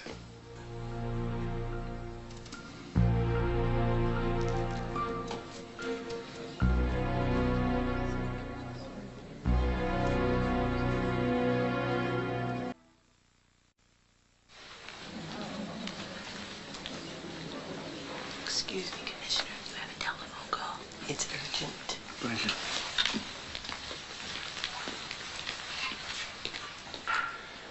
Ladies and gentlemen, as you've entered this building every day, I hope you notice the word carved above the doorway. It's a simple little word, but it's what holds this building up, this whole town, this whole society in which we live. That word is justice. But 18 years ago, Dorian Lord decided that that word just didn't matter. Now, I trust that you good people will think about that word above the door. And you will ask for justice. You will demand justice for such a crime. Justice can only mean life imprisonment or death. Thank you.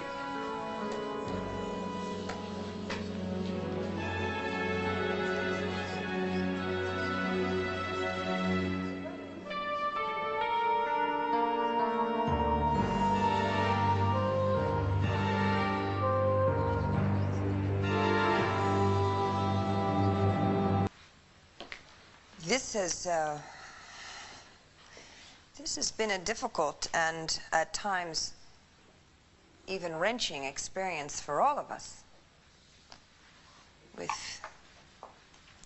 When emotions have overwhelmed us and unhappy events of the past have been forced to the surface again with all of their pain and confusions intact. But now, ladies and gentlemen,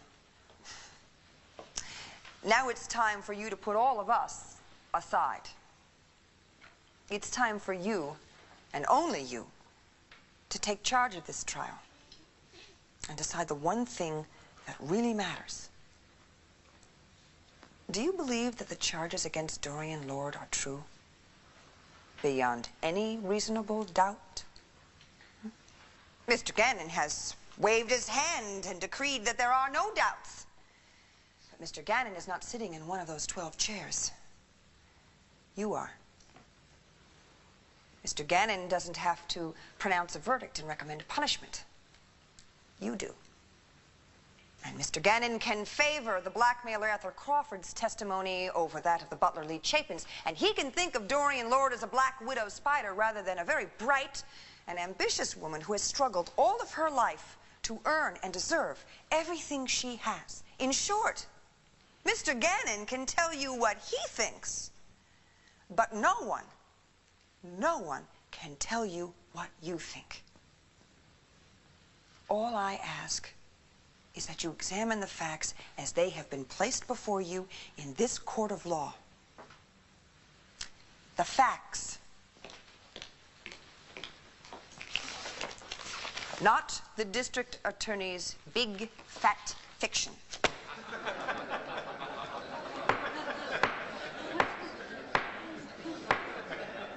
And when you lay aside Mr. Gannon's theories and focus in on the evidence, or the lack of it, I know that you will not, you cannot, in good conscience, find Dorian Lord guilty of murder.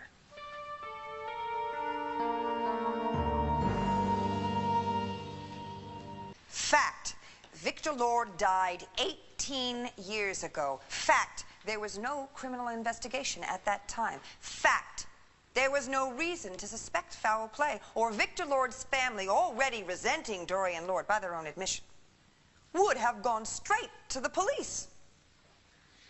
Fact, memories fade. Events become jumbled in the mind like a jigsaw puzzle with some of the pieces long lost under a sofa or an easy chair. And yet the prosecution asks you to accept on faith the vague memories of Nurse Ethel Crawford. Why? Fact. The prosecution's entire case rests solely on the testimony of Ethel Crawford, Victor Lord's nurse at the time of his death. Ethel Crawford, who, by her own admission, is a liar and a blackmailer. I don't have to throw doubt on her integrity. She's done that all by herself. And even if she were telling the truth, that she was in Victor Lord's hospital room that night, washing up in the bathroom, what exactly did she see? She claims to have seen my client smother Victor Lord with a pillow. She's certain of that. She's also certain that the room was dark. She's also certain that she saw the woman from the back. Well, I'm sorry, but how can you be certain that the woman you saw in the dark from the back was indeed the same woman who was sitting here in this courtroom now? Well, you know the answer to that. She can't be certain. It could have been some other woman. Reasonable doubt. What about that other woman?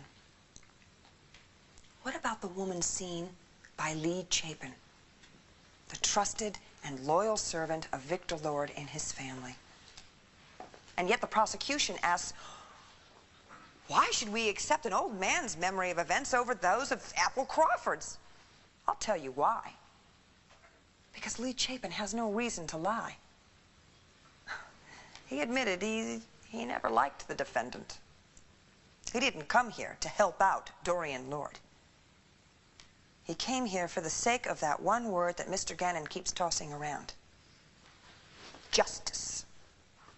Because he remembers all too well that Irene Clayton and Victor Lord were lovers. Yes, Lee Chapin remembers that they quarreled shortly before Victor Lord was hospitalized. Lee Chapin remembers seeing Irene Clayton at the hospital the night that Victor Lord died, and he remembers seeing Irene Clayton rushing from the direction of Victor Lord's hospital room shortly before Ethel Crawford came out of that same room crying for help. That is a fact. That is a very important, critical fact. Because if Victor Lord was murdered the way the prosecution insists, then the murderer could have been Irene Clayton, not Dorian Lord. And if you believe that's a possibility, if you believe that is even remotely possible, as I do, then, ladies and gentlemen, you have reasonable doubt. And you cannot find Dorian Lord guilty. It's very impressive, isn't it, when he piled it all up like this? Very impressive. Look at it now. That's a house of cards. Because I have something else, very important fact that I want to tell you. If anyone but Dorian Lord had been accused of this crime, it would have been laughed right out of this court. But Dorian Lord was charged with murder. Which leads us to the real reason why she is standing here on trial tonight.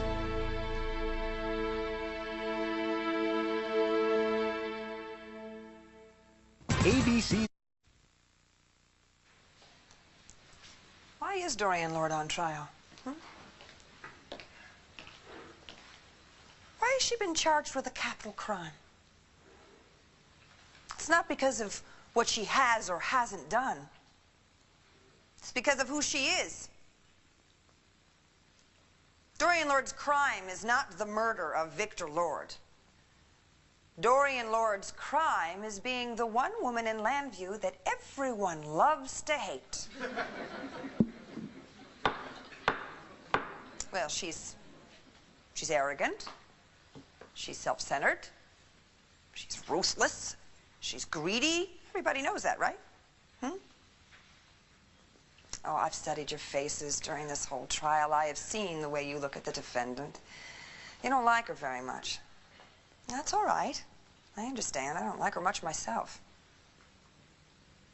But her personality is not on trial. And her weaknesses and her flaws are not a crime. Ladies and gentlemen, you have been sworn to judge her by what she did, not who she is. And despite all the rumors and resentments that you have heard in this courtroom, there is reasonable doubt as to whether Dorian Lord committed any crime, much less first-degree murder. And if you believe that there is reasonable doubt as to whether she committed the crime with which she has been charged, then you must pronounce her not guilty and let her go free. That isn't mercy. That's justice. Thank you.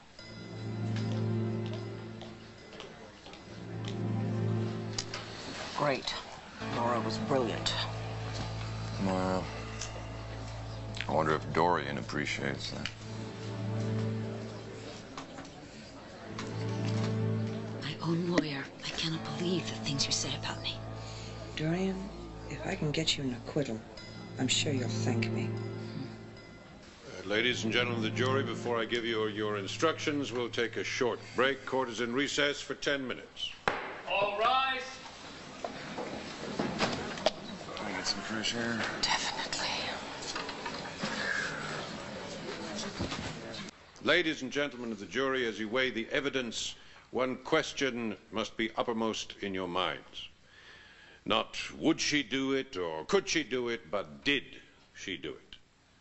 Did Dorian Lord, on the night of the 16th of June, 1976, take a pillow and smother her husband, Victor Lord, to death? Now, if you believe there is reasonable doubt, well, you must return a verdict of not guilty. If, on the other hand, you believe she is responsible for Victor Lord's death, exhibiting an abandoned and malignant heart and acting with malice aforethought, then you must find her guilty. Guilty of murder in the first degree. In our Commonwealth, the punishment for first-degree murder is lifetime imprisonment without parole, or death. Death by lethal injection.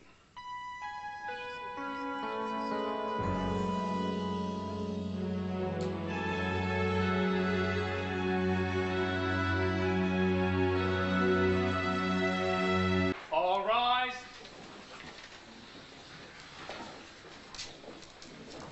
Bill, what do you think? Be honest. I never try to anticipate. Your gut feeling. Tell me. I don't know, Dorian. I don't know. Why don't you try and get some rest, all right? I know it's impossible, but it could be hours, even days.